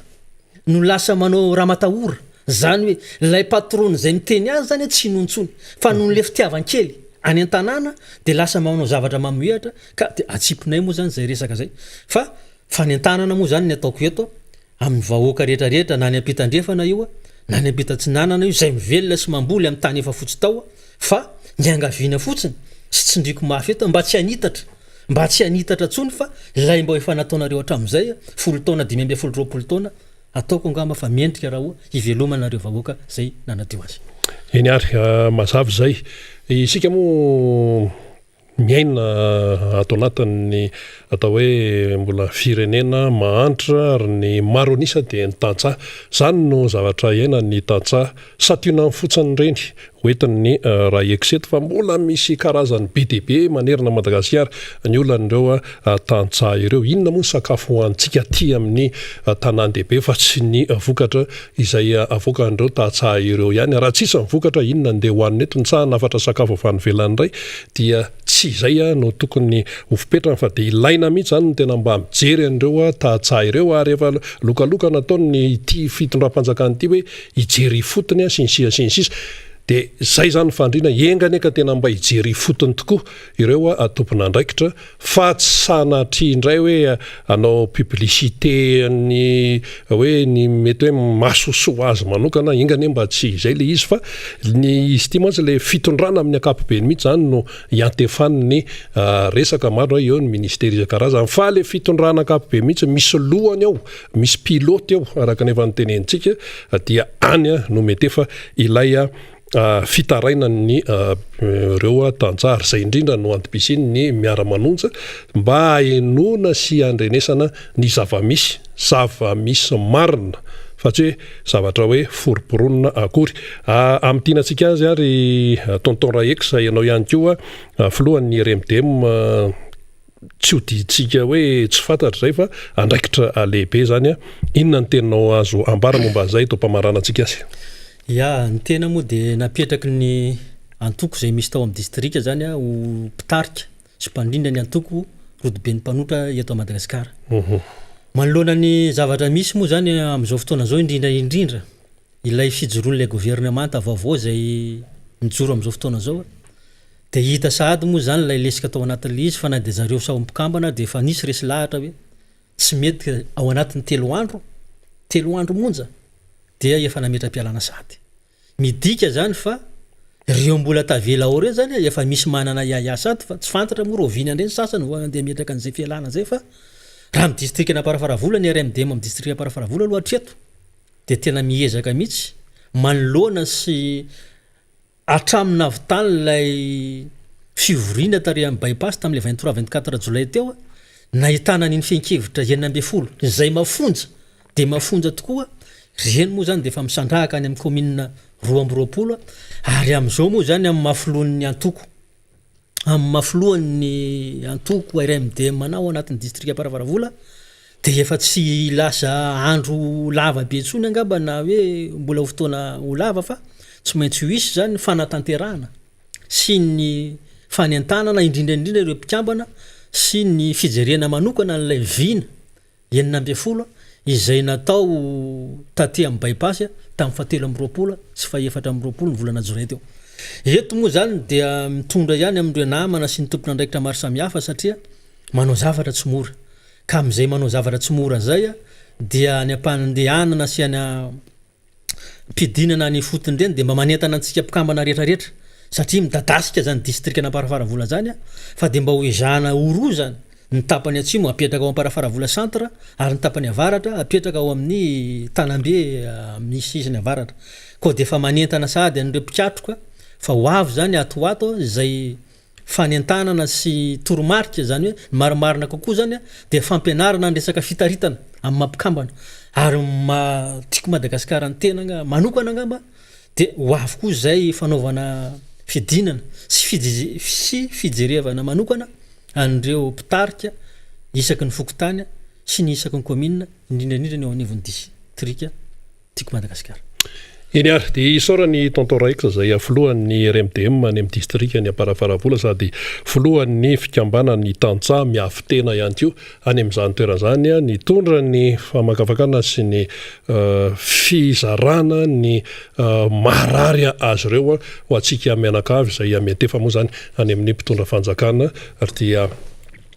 everitsika fa ho tafita any amin'izay tokony antefany ireny fanazavana rehetra ireny mbola mitoy ny fandarantsika satria mbola eo ihany koa ny mpisehatra manaraka tsy izy zany fa ianjara Rakotoniasy izay vao milaza ny anarantsika dia fa bongy lava zay ny ao an-tsaina tsy didy zay ny ao an-tsaina sensisa fa le miarabanao anjara.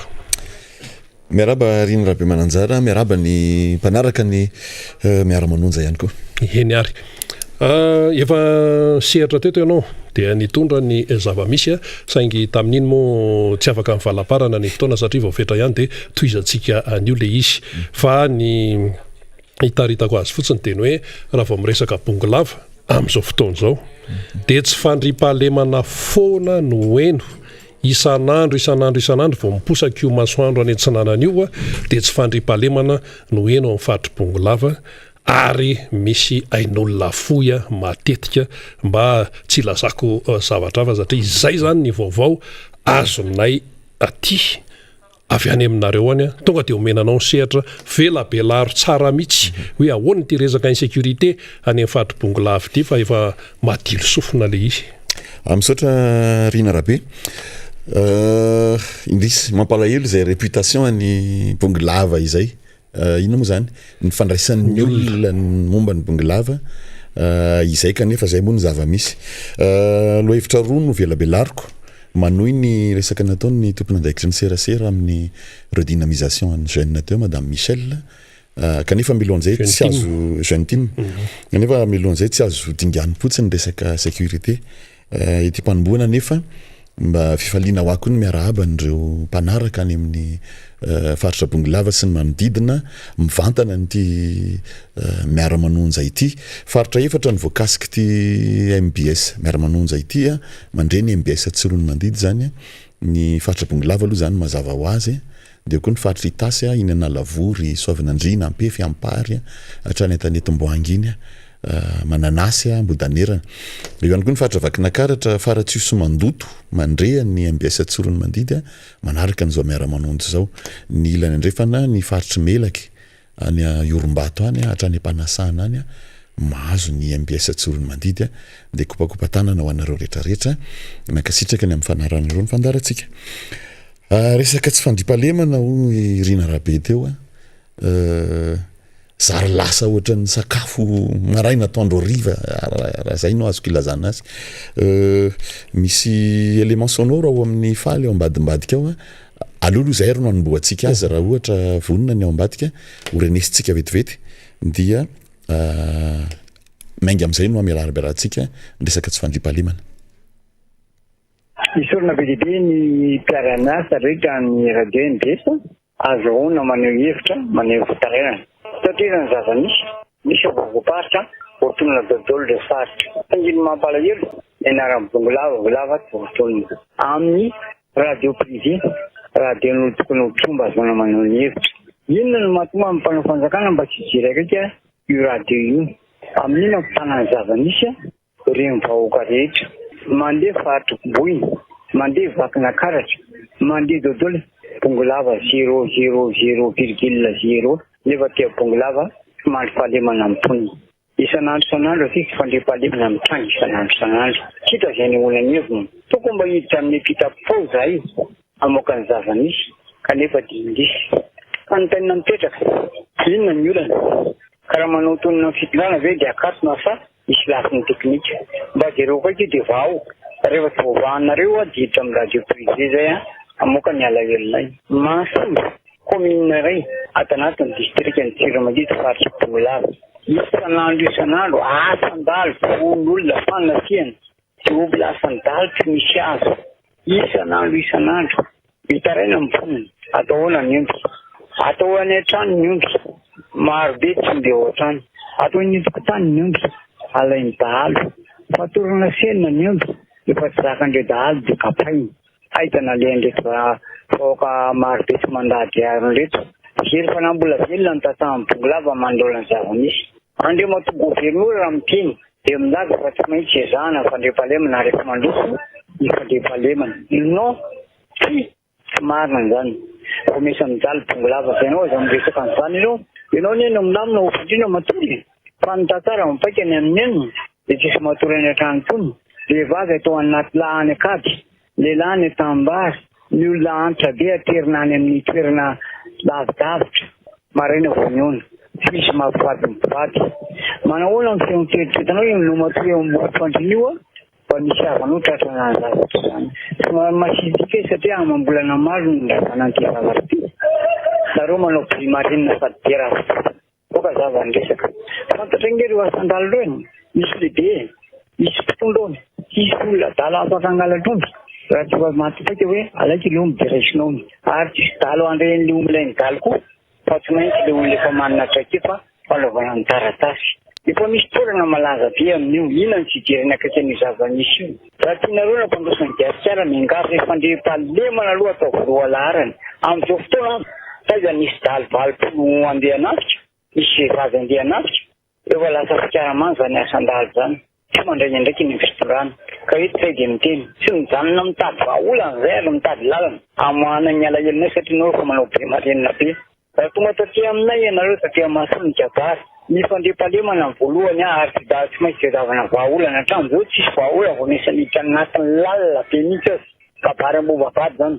kandrasana ianareo zay fe-potoana anareo zay tsy maintsy hitady lalana ka indraindray manafoana anareo 2 kilometra miala amin'ny masosa tanàna foanerana toerana anakoa tasiany dahalo lasa mimby efa 30 mery olona ray voatifitra dalina nafika bandy kely tonga basy kalatra tsy tanohatra ny tenako fa le zava-misy kifoka zava isan'andro vato maso fanafiany fanakanan-dalana atsisy arity tonga ny zandarina dia maso fampandritany mampidiradika fotsiny etanany tsy midina ny mpanvoatra maranily tsy mandray andraikitra mafy mahazo fa taona maro ny rano tamin'ny madinika zatra ny angarana taona kosa ny tanjona farany de vohitatra ny tantarana tsy manaiky foana zay ohatra mampametra-panontany ihany le zava-nitranga tianareo hoe liesany nareo misy no efa miara-miasa amindreo sa nareo manao primarinina sokatra ny lasambala zany zany razondamosina débité le olona manana katikatara dolodolo anaovana plaisir zisy tena ampalimandanana dalo nefa ty tsisy zavatra milamina miangavy farany zay inona andraikitra aho raisinareo tompona andraikitra manolona zao zava-misy zao fa mijaly mitony izy nandrasinao koaty vo andray andraikitra nareo mifiro lasandalo vo andray andraikitra nareo fa mijaly mitony hitanay zay manana ny alahelo isorany tony radio privé tony manana ny alahelo de zay teny farany zay efa nitadidana zay atsidina nda mpanao gazety maromaro ampidinina ety hoafa baraky nareo rehefa zay tianao ny andraikitra reo farany zay zay fanehoan-kevitra na olon-tsotra avy any mahasolo any amin'ny faritra Bongolava iny tsy zakany intsony le izy ary de mitaraina izy ary zay moa zany no isorana ny MBS ny miara-manonja zay any sisa azo ny vahoaka sarangotina any ahona ny alahelony sy anambarano ny mangiry firy azy fa manao be marenina ny tompony andraikitra de tsisy vahaolana ary hatramin'ny siny to miara-manonja de lasa samy teny ny olona samy maneho hevitra ny olona ka idirako le tsy fandriam-pahalemana ny resahany Rina Rabe Mananjara teo ny fiatraikan'le izy mihitsy no manahirana ny vola fitady herim-po fanaro ny fitenin'ny malagasy fa ny fiatraikan'le izy ara-toekarena hoe maninona raha misy mangalatromby misy manafika tsy vitany mangalatromby tsony irery moa fa miaro famonoana le izy lasa misy abibiana le izy inona ny fiatraikan'izay ny fiatraikan'izay ara-ekônomika de zao ho an'ilay tantsapa-mokatra ny omby no fitaovana hoentin'ny miasa voalohany indrindra taraiky zany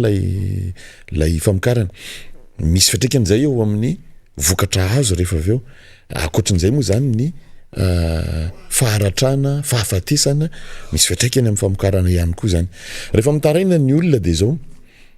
tsy miditra amin'ny resaka stratégie militaire satria tsy nianatra an'izany fa ny lalan'ny omby kosa rehefa misy ny fangalaran'omby de lalana ray ihany ary toerana anankiray ihany raha misy mangalatromby any Bongolava tsisy miatsinanana makany amin'ny faritry Itasy zany tsisy mianatsimy makany amin'ny faritry Menabe zany fa mianavaratra ao amina toerana anankiray izay antsoina hoe Ambohiby tsy maninona mitsotra an'izany eto fa mahagaga zany hoe fantatry ny mpitandro ny filaminana zany fa inona le zay le mampipetra-panontaniana inona le tsy iantisipena an'izay de nomeloa hoe efa ao foana ny lalan'io omby io araky ny fanehoan-kevitry le namana avy any Masolo teo de hoe ny miaramila sy ny zandary ndreo izy no miteny hoe andao hiverina am'izay fa oka zay fa tsy tratra tsony reny zany nino baraingo ao anatin'ny sain'ny olom-pirenena hoe inona no antony de atsipiny tena ny ampon'ny mahalala moa zany asa raha mipakany amin'ny tompony andraikitra ihany zany fa mikaikaika ny vahoaka ny resahana teto ny ambararata be inona mahasolo ho avy eo koa ny manaraka fa tsy ambararata be sy mahasolo rery any faritra Bongolava fa partout eraky ny faritra Bongolava de nikaikaika amin'ity tsy fandriam-pahalemana ity ary teo aloha afaka mandeha alina ny mpandrara manangom-bokatra mandrara tateo rindrina lasa amin'ny 10 alina ny barazy de tsy mahazo mihetsika tsony ny fiara am'izao fotoana zao amin'ny 9 de efa voasakana ny camion ny fiara fitaterana andeha hiditra ny faritra Bongolava hoe noho izay tsy fandriam-pahalemana zay misy fiatraikany foana zany na titsika na tsy titsika de eo amin'ny fandrarahany ary anisan'ireny karazana tosika maro samihafa reny de teny nivoaka tamina olon-tsotra eny amin'ny gare routière eny no andrenesana an'izany hoe zay tsy maninona na tsy omena tosika na tsy omena fanampiana fa sécurisé zay omeo fandriam-pahalemana zay azahoany miasa de zay ny antso avy teo hoe ny fandriam-pahalemana aloha no lahara-pahamehana raha ohatra ka te hampandrosa ny faritra misy atsika isika de ny anehoanany reny moa zany alahelo tsy ambaravana hoy ny fitenena zakany tompony ihany mba itony miara-manonjy itony itony MBS radio itony no azahoan'le olona milaza ny alahelony kely ny fotoana fa ny tsy fandriam-pahalemana tany Masolo ny voaraza atsika teo fa misy noronam-peo fanehoan-kevitra maro samihafa na mpampianatra firamana resantsika reny na amin'ny fahasalamana ho avy eo zay amin'ny fotoana mahamety azy fa andeha ivadiako ihany satria mazakazaka ny fotoana ry miarabe ny resaka redynamisation manoya sy manampy antsipiriany kokoa mikasika ny resaka andresahany madame Michel teo mikasika ny fameloma maso ny antoko efa nandeha ny Rivo Mamy nandeha ny 6e arrondissement metsiketsika ny any Morondava sy ny manodidina rehetrarehetra de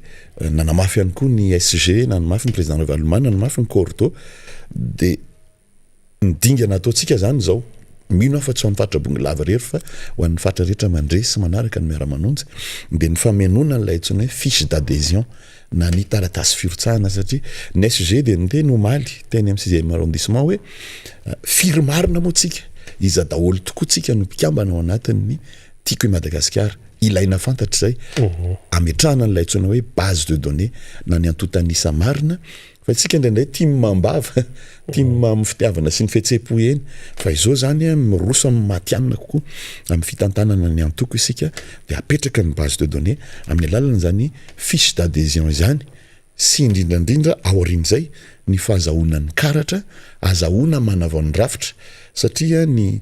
toetsaina manetsika atsika amin'izao redynamisation zao ny esprit hitondrana ny redynamisation de hoe raha nangana trano tsika tsy hainga avy aty ambony intsony fa tsy maintsy miainga avy any fotony ilay izy miainga any amin'ny base ary ny cordeau maliny de ny 6e arrondissement hoe tsy isy tsony ny parachutage na amin'inona na amin'inona satria miteraka frustration zay miteraka alahelo nampatonga atsika ny paritaka sy ny zarazary reny zavatra ny trangy reny fa de iainga any amin'ny base zany rehetrarehetra kanefa io koa tsy base gabraraka tsy base ganagana amin'ny sasaloko sanatria fa nafatarana ny team hatramin'izay de discipline ny fanajana ny fitsipika amin'ny feny antoko zay anisan'ny haitarika anana ny président Revalomana manokana traikefa manokana tsy ananan'ny olona rehetra mihitsy zay de iny zay discipline apetraka izay mameno fiche d'adhésion ianao de mahazo ny karatra mahampikambana de reo manana ny karatra mahampikambana amin'izay no anavao ny rafitra miainga avy any amin'ny fokotany ny commune district mipaka aty amin'ny congrès national ny secrétaire général laza an'izay namafisy ny Cordo ny Maly faharoa iza no antsona ho amin'ilay redynamisation voalohany indrindra aloha zany nantsona de reo membre actif mpikambana mavitrika am'izao faharoa ny antsona ihany koa de ireo mpikambana teo aloha fa somarina risarisa noho ny fisininy disadisa noho ny fisininy indrokely teo amin'ny fitantanana ny antoko antsona isika rehetrarehetra reny iverina ao ambala am'izay fa fotoana zao kiondalana anankiray tsy ho an'ny antoko irery ty redynamisation ty fa ho an'ny Madagasikara ray manontolo mihitsy ary indrindrandrindra fahatelo antsona ihany koa reo tonga saina fa tena tsizy ny lalana itondralan'ny firenena am'izao ary mahatsapa fa mangiry firy ny fiainana tonga saina fa tsy misy afa-tsy ny politika hoentin'ny antoko tiako Madagasikara hoentin'ny président Ravalomanana fanamafisana nireny MAP 1 fanamafisana nireny MAP 2 Madagasikara amperinasa no resahany eto ny manifesto reny zany tonga de pratika mipaka any ambilanitsika raha ka ntenen'ny tonton Rayexa teo le mipaka any ambilany mihitsy ny tsy ampy fa tsy hain'ny vahoaka malagasy ny manavaka ny antsona hoe fandrosoana sy fivoarana fampandrosoana sy fampivoarana fa le zavatra misy rehetrarehetra am'izao de karazana fampivoarana mirantiranty fa raha vao tsy midona any ambilany tsy midona any anaty poketra any anaty posy de tsy fampandrosoana zay ny fampandrosoana no miteraka fampivoarana fa ny fampivoarana miteraka fandaniana de zay zany mila avahantsika tsara hoe raha tena no asa fampandrosoana de tsy misy afa-tsy ny firotsahanao antoko tiako Madagasikara entaniny ianao mpikambana vaovao fa telo fa maninona tsika no manao ny redynamisation fa maninona tsika no tokony hiditra ao antoko tiako i Madagasikara eto ny tsindrina tsara ity tsy resaka ho ana ianjary tsy resaka ho andrina rabe mananjara tsy resaka ho an'ny président Ravalomanana intsony fotsiny koa satria tsy zeratsiaritra kely ilazako hoe mba nanana chance mba nanana fotoana ny fréquenter ny fampikasokasoka mivantana tamin'ny président Ravalomanana rehefa mamangy azy ao an-trano izy hoe inona moa no mahaory an'ity rangahy ty no mbola mampatonga azy tsy mikely soroka manao an'ity antoko ty ho an'ny malagasy fa raha ny zavatra iainan'ny président Ravalomanana tsisy mahaory azy intsony ary tsisy ilany vola intsony kanefa noho ny fitiavana ny malagasy noho ny fitiavana ny taranaka malagasy ary tsy ho atsika am'izao le izy fa ho an'ny taranakitsika any orina ho aiza ny taranakitsika de zay no mahatonga atsika lokaloka matymaty amin'ity redynamisation fanarinana ny antoko ty mba azahoina mamerina ny fampandrosoana mametraka am'zo tokony ho anana ny taranakitsika mba tsy andova tanongazana mba tsy andova zavatra pokaty ny taranakitsika any orina any maninontsika ny manao an'lizy ho an'ny taranaka malagasy fa efatra inona ary no atao amezako azy ho pratika sahady eo am'ilay fanaovana ny redynamisation akoatran'ilay famenona ny fiche d'adhésion de azo tsika atao tanterahana mivantana sahady amin'ny fandraisana andraikitra eo amin'ny firenena fandraisana antanana no avitsika ny fijerentsika ny anarantsika ao anaty lisym-pifidianana misokatra izy io teo de efa nikatona de zay tsika voagaga daholo hoe nikatona sahady tsy fantatritsika akory zay mikimaky ao anatin'ny lisym-pifidianana ambarako eto zany fa rehefa nanao fanadiadiana tamin'ireny sampandrara mikarakara ny fifidianana reny raha tsy misy ny sampona raha tsy misy ny mikimaky sahady de misokatra ny lisym-pifidianana amin'ny voalohan'ny volana desambra ho avy zao mandra-patonga ny 5 Mey 2024 mandeha zany isika menakavy akoatran'ilay firotsahana otima manamarina ny anarantsika ny anaty lisym-pifidianana any amin'ny fokotany ary zahay eto amin'ny miara-manonja izahay amin'ny radio MBS de hidadadadra mihitsy hoe mandehana daholo am'izay fa efa ao ilay lisym-pifidianana natonta na imprimena zany jereo ny anaranao hoe ao sa tsy ao jereo ny anaranao hoe marina sa diso ndraindray ihany koa manko no ilalovan'ny zareo an'ilay mikimaky mialatsiny am'ilay fiteny jerevo ny anaran'ny olona mpifanolo-bidirindrina aminao etano izy ijery ny anarano anaty lisym-pifidianana 1er décembre ka hatramin'ny 15 Mey fa aza miandra any amin'ny 15 Mey zay vao manamarina an'izany fa raha vao misy fotoana kely dondominy any amin'ny chef fokotany any aiza le lisitra hijerenay ny anaranay ndraindray misy olona efa nodimandry mbola ao iza no ifidy angatra ve zany mandeha ifidy ndraindray misy olona tokony ao ary iny victime maniny tsika tiako Madagasikara tamin'ny alalan'ireo chef fokotany ray roa isany amin'ny ratsan-tanana ataoko hoe tena tsy mba nanana fanahy matahotra an'Andriamanitra ny éliminena atao le mpikambana tiako Madagasikara tsy afaka nandeha nifidy zany fandraisana andraikitra mivantana azontsika atao tsy andrasana fanjakana tsy andrasana ninninina fa isika amin'ny maha-olom-pirenena tompony andraikitra de miroso amin'izany rehefa zay de mifampitaona isika rehetrarehetra rehefa tonga ny fotoam-pifidianana mandeha mifidy avokoa fa tsy tonga amin'ilay voambolana hoe leo politika de tsy handray anjara fifidianana sanatria ohatran'ny hirany tansemena hoe lakolosy mon père ka neo ihany no eo tsy mahazo miteny an'izany tsontsika makiondalana farany akiondalana anankiray amin'ity ndray maky ty fa mila mandeha mifidy mandatsapatolo fa raha vao tsy mifidy ianao de ny olona hafa no hifidy eo amin'ny toeranao de hainao mitoy an'izay sy ny vokatr'izay de io midona aty amintsika io isika no mahita faisana ao anatin'izay fahatelo fandraisana andraikitra rehefa ao anatin'ny fotoam-pifidianana de tsy misy miala fa manara-maso hatramin'ny farany ny voka-pifidianana ary miazona miady ho amin'ny fampanjakana niny safiditsika iny farany ary fahadimy amaranako azy Rina Rabemananjara sy fantatro fa lasa ny fotoana de zao ny antoko tiako Madagasikara de antoko discipliné araky ny fenitra apetraky ny filompanorona azy de tiana kosa ny manamarika araky reny resahany reny indrindrandrindra tao amin'ny fameloma maso ny famtima tao Belair hoe inona ny contribution anao zany hoe mila manova fotom-pisainana zany ny olona zatra amin'ny karama amin'ny antoko politika manomboka eto tsy hoe hiditra ho antoko politika azahoako mitsetsitra azahoako tombony azahoako vola azahoako tombotsoa fa ianao ndray zany zao no mitondra inona ny contribution anao sy président Navalomanana tamin'ny farany teo inona ny anjara brikinao hamelomana sy ampioripaka an'ilay antoko faharoan'izay aty amin'ny toeran'ny mpanohatra tsika zao zany hoe manakihana ny zavatra tsy mety rehetrarehetra tsy rariny kabraraka atao eto amin'ny firenena ny dikan'izany rehefa tafaverina somatsara raha sitrapon'Andriamanitra eo amin'ny fitondrana isika de tsy azontsika averina tsony zany reny fadisoana rehetrarehetra eny fa tsy maintsy manitsy an'ireny tsika zay tandremana tsara so anao lalandririnina fa dian'izao diovy zay tokony ho diovina alamino zay tokony ho alamina fafao zay tokony ho fafana fa tsaroako président Navalomanana vao hiakatra teo amin'ny fitondrana tamin'ny roa sy roa arivo de izy hoe ny fanjakana tsy hananakavana ary entitra izy tamin'izay ary zany natonga an'ireny olona ny gadrakadra be deaibe reny nanao ny tsy mety fa da teorina moa izy navadika hoe ny gadra politika président Navalomanana mankahala olona fahatany fa rehefa tsy manao rehefa manao ny tsy mety de mendrika ibabiny vokatra zany ka ho atsika ao anatin'ireo dynamisation indrindrandrindra alamino zay tokony ho alamina dian'izao mba tsy isika indray no amerina ny fahadisoana sy ny adalana ataon'ny mpitondra ny firenetsika am'izao zay ngamba aloha anjara biliko anjara fitenenako tamin'ity androany ity nezaka ho agny akaingana Rina Rabemananjara fa inoko fa tafapaka any amin'ny mpanaraka atsika zay mbola be koa no sisa aoriana kely fa de mirary soa mampamangy sa mio tahin'Andriamanitra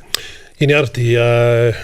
isaorantsika ianjara raha kotony asy fa ny fahatrobongo lava avy antsoro mandihy de nitondra an'izay famelabelarana izay satria tena ilaina tokoa zany amin'izao fotoana izao manoloana ny fasairanana ary ilay hoe fandraisana andraikitra dia tsy azo amaivanina mihitsy satria izay fandraisana andraikitra izay no tena ilaina fa ty le mitazataza fotsiny ity de menoeny fotsiny tsy mety tsony io satria dia izay no manisany koa no atonga ny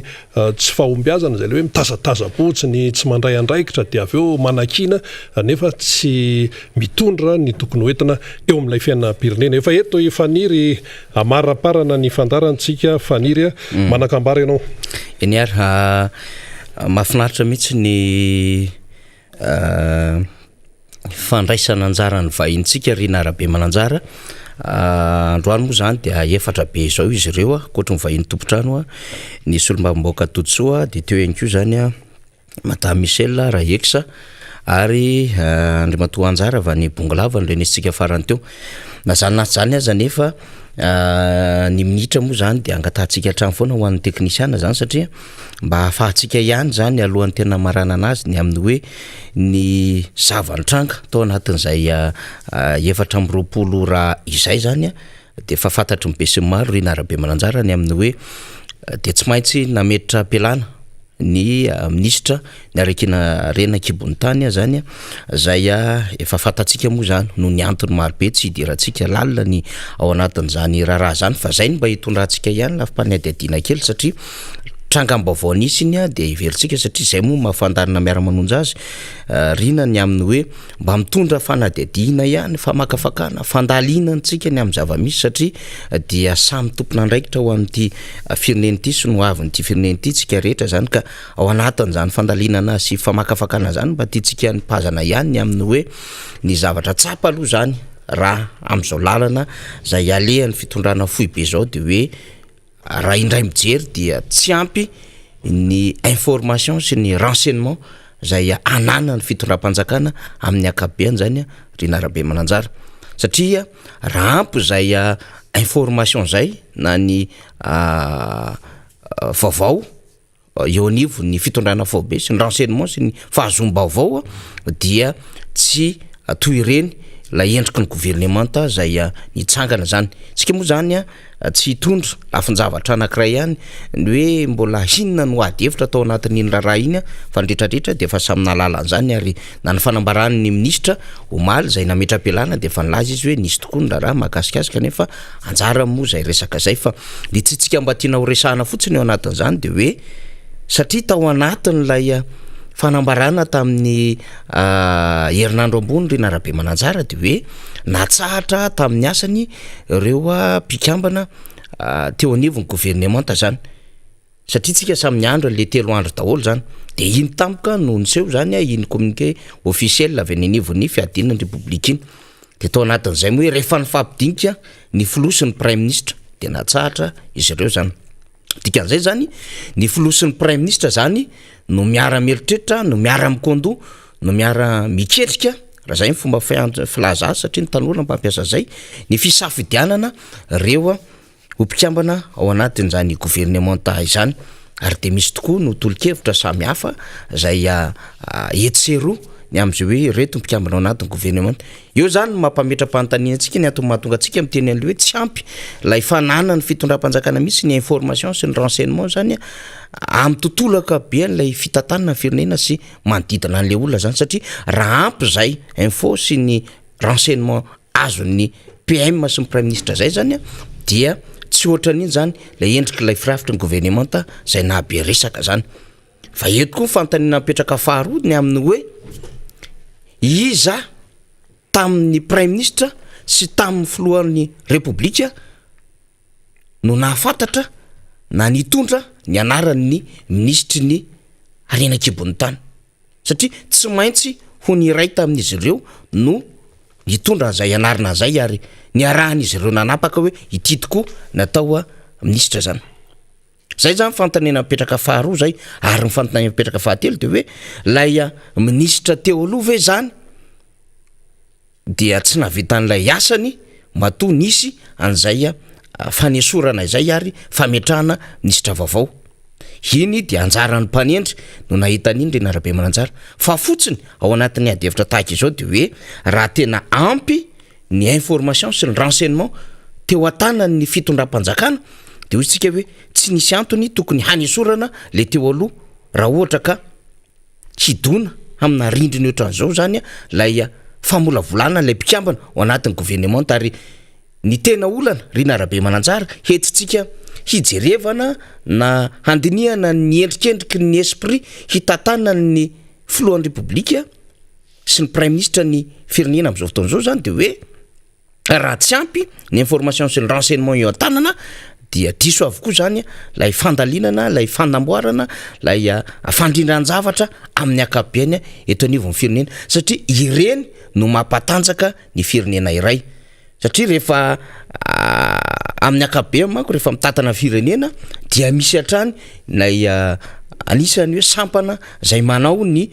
serasera fa eo iny fa misy lay sampana manao ny fiarovana de misy ihany koa lay sampana zay manao ny fikarohana anaty zany ny vaovao rehetra ohatra zany zao tsika nafantatra tsara tany amin'ny Repoblika faharoa Rina Rabemananjara nisy ny DGIDE taty amin'ny président Marc Ravalomanana de nisy ny CIS dikan'izay zany reny de misy asa ihany ilaina reny amina resaka renseignement sy information automatique fa naizana tsy zany tokony misy ihany reo sampana samihafa zay mifandray amin'ny androm-panjakana roa zany ny anivon'ny primature zany sy ny amin'ny fiadinan'ny Repoblika rehefa manao zavatra ohatran'ireny hoe ahoana no ahafahana manao enquête de moralité foy ilay fotoana zay nilazana fa hiterahany le gouvernement nefa rehefa tena diniantsika dia tsy ampy lay enquête de moralité na ahafantarana zany lay ministra vitsivitsy ao anaty gouvernement satria tokony isy ny entretien tokony isy ny consultation samihafa manoloana an'ireny fanendrena reny lay ministera zay hanaovana fanendrena amin'io Rina Rabemananjara dia tsy hoe zanajanaka ministera tsy hoe ministera tsy manana fiandrianana ngezabe fa tena ministera manana zany hoe harena kibony tany zany ka raha ministera zay mibata département ngezabe sy iankina ny fiainan'ny firenena satria azadonoitsika dia misy apaham-bola betsaka miditra ao anatin'ny kitapo-bolam-panjakana avy amin'ny alalan'ny ministera ny harena kibony tany am'ireo harena rehetra zay mifamezivezy eto Madagasikara zany de zay ny antony lazantsika lizy hoe raha toka lay département ngezabe ohatran'ireny ara tsy anana an'ilay mpitondra fanjakana traikefa no misafidy ny olona apetraka ao aminy de voalohany aloha tsisy antony tokony nanolona fa faharoa dia mitondra henatra amin'ny firafitry ny endriky ny Repoblika amin'ny akapobe mihitsiny zany Rina Rabemananjara aka ohatra tsika hoe ahoana ohatra no ametrahana olona zay tena tsy ampitraikefa ary tsy malala an'izany hoe ministera ny fitantanam-bola sy ny toe-karena sy ny fitantanam-bola izany satria tena ministera tena mitondra endrim-piandrianana ngezabe zany zany ohatra ny eo anivon'ny fitsarana tsy zanajanaka ministera akoriny zany na hoe ministera ambinambin-draharaha zany na ministera ambinambina département na ministera zay natao aingona gouvernement fotsiny fa tena miantoka ny lalan'ny firenena amin'ny akapobeny de eo zany tsika mahatonga antsika manontany amin'ny hoe ny fanapahan-kevitra tahaka izany zay mbola tsy nisy mihitsiny teto Madagasikara ny trangan-javatra ohatran'izany ny tranga efa nisy teto Madagasikara angambany de tsondra fotsiny ihany ny hoe tsy nitovy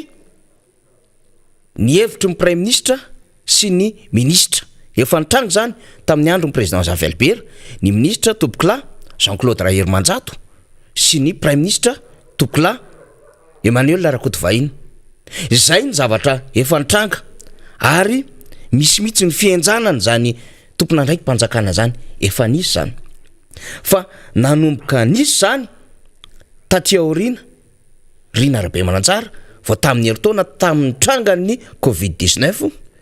manao communication ny ministry ny fahasalamana hoe reto no zavatra tsy ampy ary ilainy ao anivon'ny département ny fahasalamam-bahoaka mikasika ity aretiny ity dia misy ministra zay miteniny amin'ny hoe zavatra rehetra tokony fampiarana sy ny sisa sy ny sisa zavatra ohatran'izany zany manomboka miverina anatin'ny lataratra hoe misy andraikitra lehibe ho an'ilay filohan'ny Repoblika sy ilay prime ministre ny am'ireo fanendrena mpikambana ao anatin'ny gouvernement ka raha mbola tsy voro isika lay fiepetra ahafahana manolo mpikambana ao anatin'ny gouvernement de zay le tenentsika hoe mitarika henatra sy fahafaham-baraka ho an'ny fitondrana zany de alefa namana teknisianina fo kely ty tenin'ny filohan'ny Repoblika ity fa mahafitina zavatra maro izy ity ho atsika mpiaino sy mpanaraka ny miara-manonja zay foy de foy izy kanefa mahafitina zavatra maro hoenotsika vetivety ao anatina segondra vitsy izany. Nous n'avons pas le droit à l'échec.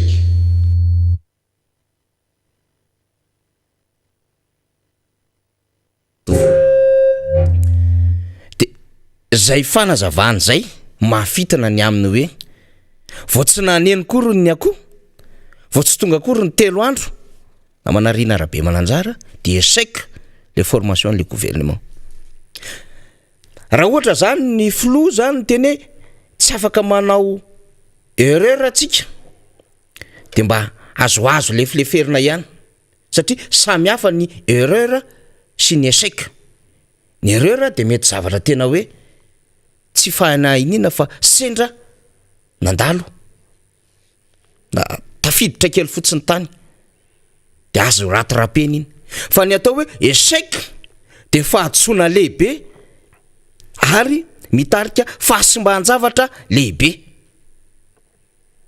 Dia raha mijery avy hatrany zany tsika dia tafajabaka tamin'izay hoe échec zay le fitondram-panjakana. Mety manao ihany le fitondram-panjakana hoe ino lay tranga anankiray hita maso fa rehefa tena mijery tsika amin'ny information rehetrarehetra zay miodina amin'izao fotoana izao dia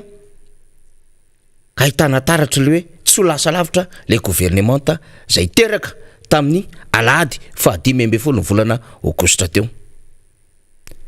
Na inona firafitra le gouvernementa hoe misy patron de presse anankitelo, chef de parti, patron de presse telo be zao ao anatin'ny gouvernement io miaraka amin'ny serasera amin'ny mpitondra fanjakana akoatran'ny RNMS TVM ohatra sy ireo mbola patron de presse ety anivon'ny anteny Merandolo dia tsy nahatosika mihitsy zany serasera miaraka amin'ny fitondram-panjakana zany ho an'izay filazany ety anivon'ny tambajotra sy ny fahafantarany rehetrarehetra ny lafiny vaovao zay tsara ho fantatra momba an'ireo tompon'andraikitra zao antendrena ireo. Dia zao moa tsika zany mahita karazany raha ihany na ka ohatra zao sy ny sisa tsika moa tsy te hiditra amin'izany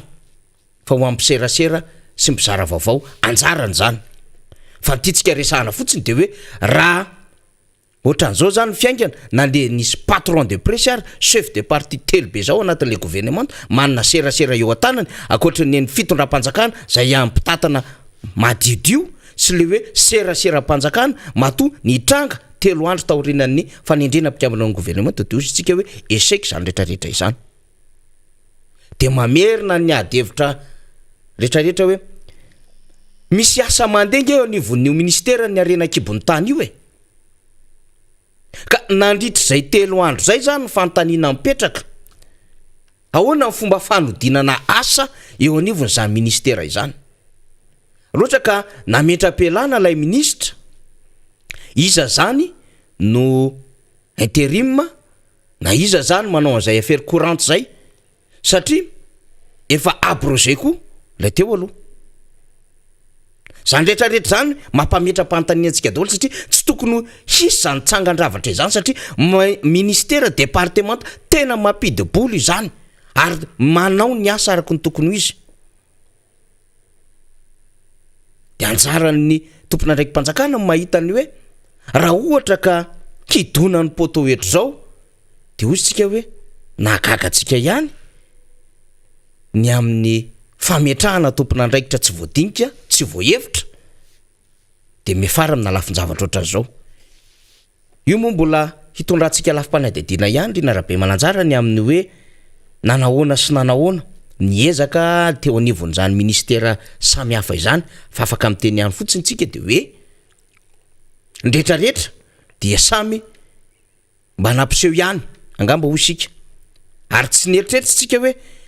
reo teknisiana zay nentsehatra tamin'ny asa tamin'ny département ny tazominy dia tena hoe tsisy ny laivana azy na tsy nahavita mety tsy marina zany.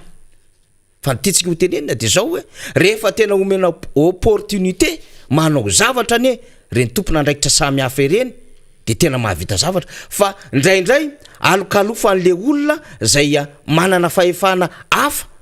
na ivelan'le fahefana dia sahirana miatrika na raharaha zay iantsoroany zany. Ka tokony akalesona ny fitondram-panjakana rehefa miresaka fanadihadintsika na manarina Rabe Mananjara dia miezaka foana mba maka ny zavatra nisy sy ny ainana tany aloha tany hoe nametraka tanora nametraka manam-pahaizana mivoaka tamina grandes écoles ny filoha mifandimbo tany aloha tany fa nametraka koa izy fahatokisana napetrana ary zay le nyresahan'lay mpitarika teo anivon'ny antokotiako Madagasikara hoe le capacité na leadership. Rehefa matanjaka ny capacité na leadership na olona anankiray dia tsy mila miasa saina izy fa tonga izy dia mahatoky ny tompon'andraikitra ny tendreny satria ny anton'izay akoatrany hoe redevable any amin'ilay olona nanendry azy lay tompon'andraikitra fa mieritreritra koa izy hoe matoa napetraka ato dia teknisiana na tokony havita fa indraindray le izy alokalofan'ilay paiko midina avy any amin'ilay tompon'andraikitra nanendry zay tsy compétent akoriny amin'ilay asa zay ataony dia manindry bokotra amin'ilay teknisiana dia lasa mivaralila dia tsy afaka mandandra indray noho ilay hoe izy ny patron izy ny lehibe. Zany ny zava-misy amin'izao fotoan'izao eto amin'ny firenena ka miresaka amin'izantsika moa tao anatin'ny minitra vitsy noho isika hoe rehefa mijery an'izao lafin-javatra rehetrarehetra zao tsika mbola voatonontonona indray misy karazana ministera telo na efatra voatonontonona dia ositsika hoe fa inona ary aiza le information sur renseignement eo anivon'ny fitondram-panjakana amin'ny ankapobeny indrindra ho an'ny mpanantanteraka. Inona ny azakazana hanovana n'ilay gouvernemanta raha ohatra ka tsy feno ny fahafantarana lay vaovao rehetra ho an'le olona zay ho tendrena dia manjary miverina teoriana indray dia tonga amin'le teniny hoe lasa échec le izy dia rehefa échec dia mitarika fahavoazana ho an'ny firenena izany rehetrarehetra zany. Mbola azontsika resahana amin'ny fotoana rehetra zany fa ataontsika fotsiny le izy amin'ny hoe mendrika hitondrana fanadiadiny zany lafin-javatra zany satria eo amin'ilay fomba fiasan'ilay fitondram-panjakana mihitsiny zany ny olana ary ny olana faharoa ngeza be ao anatin'izany mahatonga an'le échec ry narabe mananjara dia zao tsy manana olona ary tsy manana ekipa lay filoham-pirenena sy lay prime ministre raha ohatra ka dinihana maimaika amin'izao lafin-javatra zao dia rehefa tsy manana olona ianao rehefa tsy manana ekipa ianao zany mba tsy hahatonga an'ilay izy hijabaka sy hidonan'ny poto dia tsy maimaika manova aloha fa mitazotazona ihany amin'le composition mba hahafahanao mijery aloha ka rehefa tena hitanao fa reto ny ekipa zay ianao vao manova. Fa indraindray manko mieritreritra mihitsy lay fitondram-panjakana hoe mahay mihoatra noho ny teo aloha rehetra izy ka te ampiseho an'ilay tahatahaky ny principe sy le zava-misy any ivelany hoe 720 ora ao aorian'ny fametram-pialana prime ministre dia tonga dia mahita prime ministre dia ohatrohatran'izany le eritreritry lay mpitondry eto amintsika ao anatin'ny 48 heures tonga dia mahavita formation na gouvernement dia ohatrohatran'izany le eritreritry lay mpitondry eto amintsika nefa izy tsy manana olona akoriny. Rehefa hitondra fanjakana ane raha tokony izy candidat ianao hitondra fanjakana dia efa anananao avokoa ohatra hoe candidat filoham-pirenena ianao dia efa fantatrao no prime ministre ao rehefa ho lany ianao ho fantatrao daholo ireo ministra apetraka ao amin'ny departementanao efa tsinjonao ireto ny ao anatin'ny fiadidinan'ny republika ireto ny tokony any amin'ny primature ireto no tokony hosolom-bavambaoko ireto no tokony loolona fa rehefa mijery amin'izao tsika dia enandalany eny lay mpitondra fanjakana zany vao mitady olona dia tsika moa tsy gaga amin'izany satria nisy appel na candidature na cerveau dia tsy tafavoaka indray le cerveau dia voatery nanokatra olona hafa indray le fitondram-panjakana ry narabe mananjara. Eny ary izany toe-javatra zany tsy maintsy noresahana satria tsy afaka hoe patoriana fotsiny ihany na pasipasoana fotsiny ihany satria rehefa any amin'ny lohany ihany no misy zavatra manahirana dia izay foana naverimberitsika hoe misy fiantraikany foana io any amin'ny vahoaka iray manontolo ary tsy maintsy ilay vahoaka tsy maintsy ilay olom-pirenena ihany no mizaka ny zavatra rehetra zany zay mitranga any ambonimbony rehetra. Nitapitra ny fotoanantsika tamin'ity fotoana ity saorany ianao naharitra hatramin'ny farany amin'ny alatsinainy indray ny fotoanantsika manaraka samy tain'Andriamanitra veloma tompoko.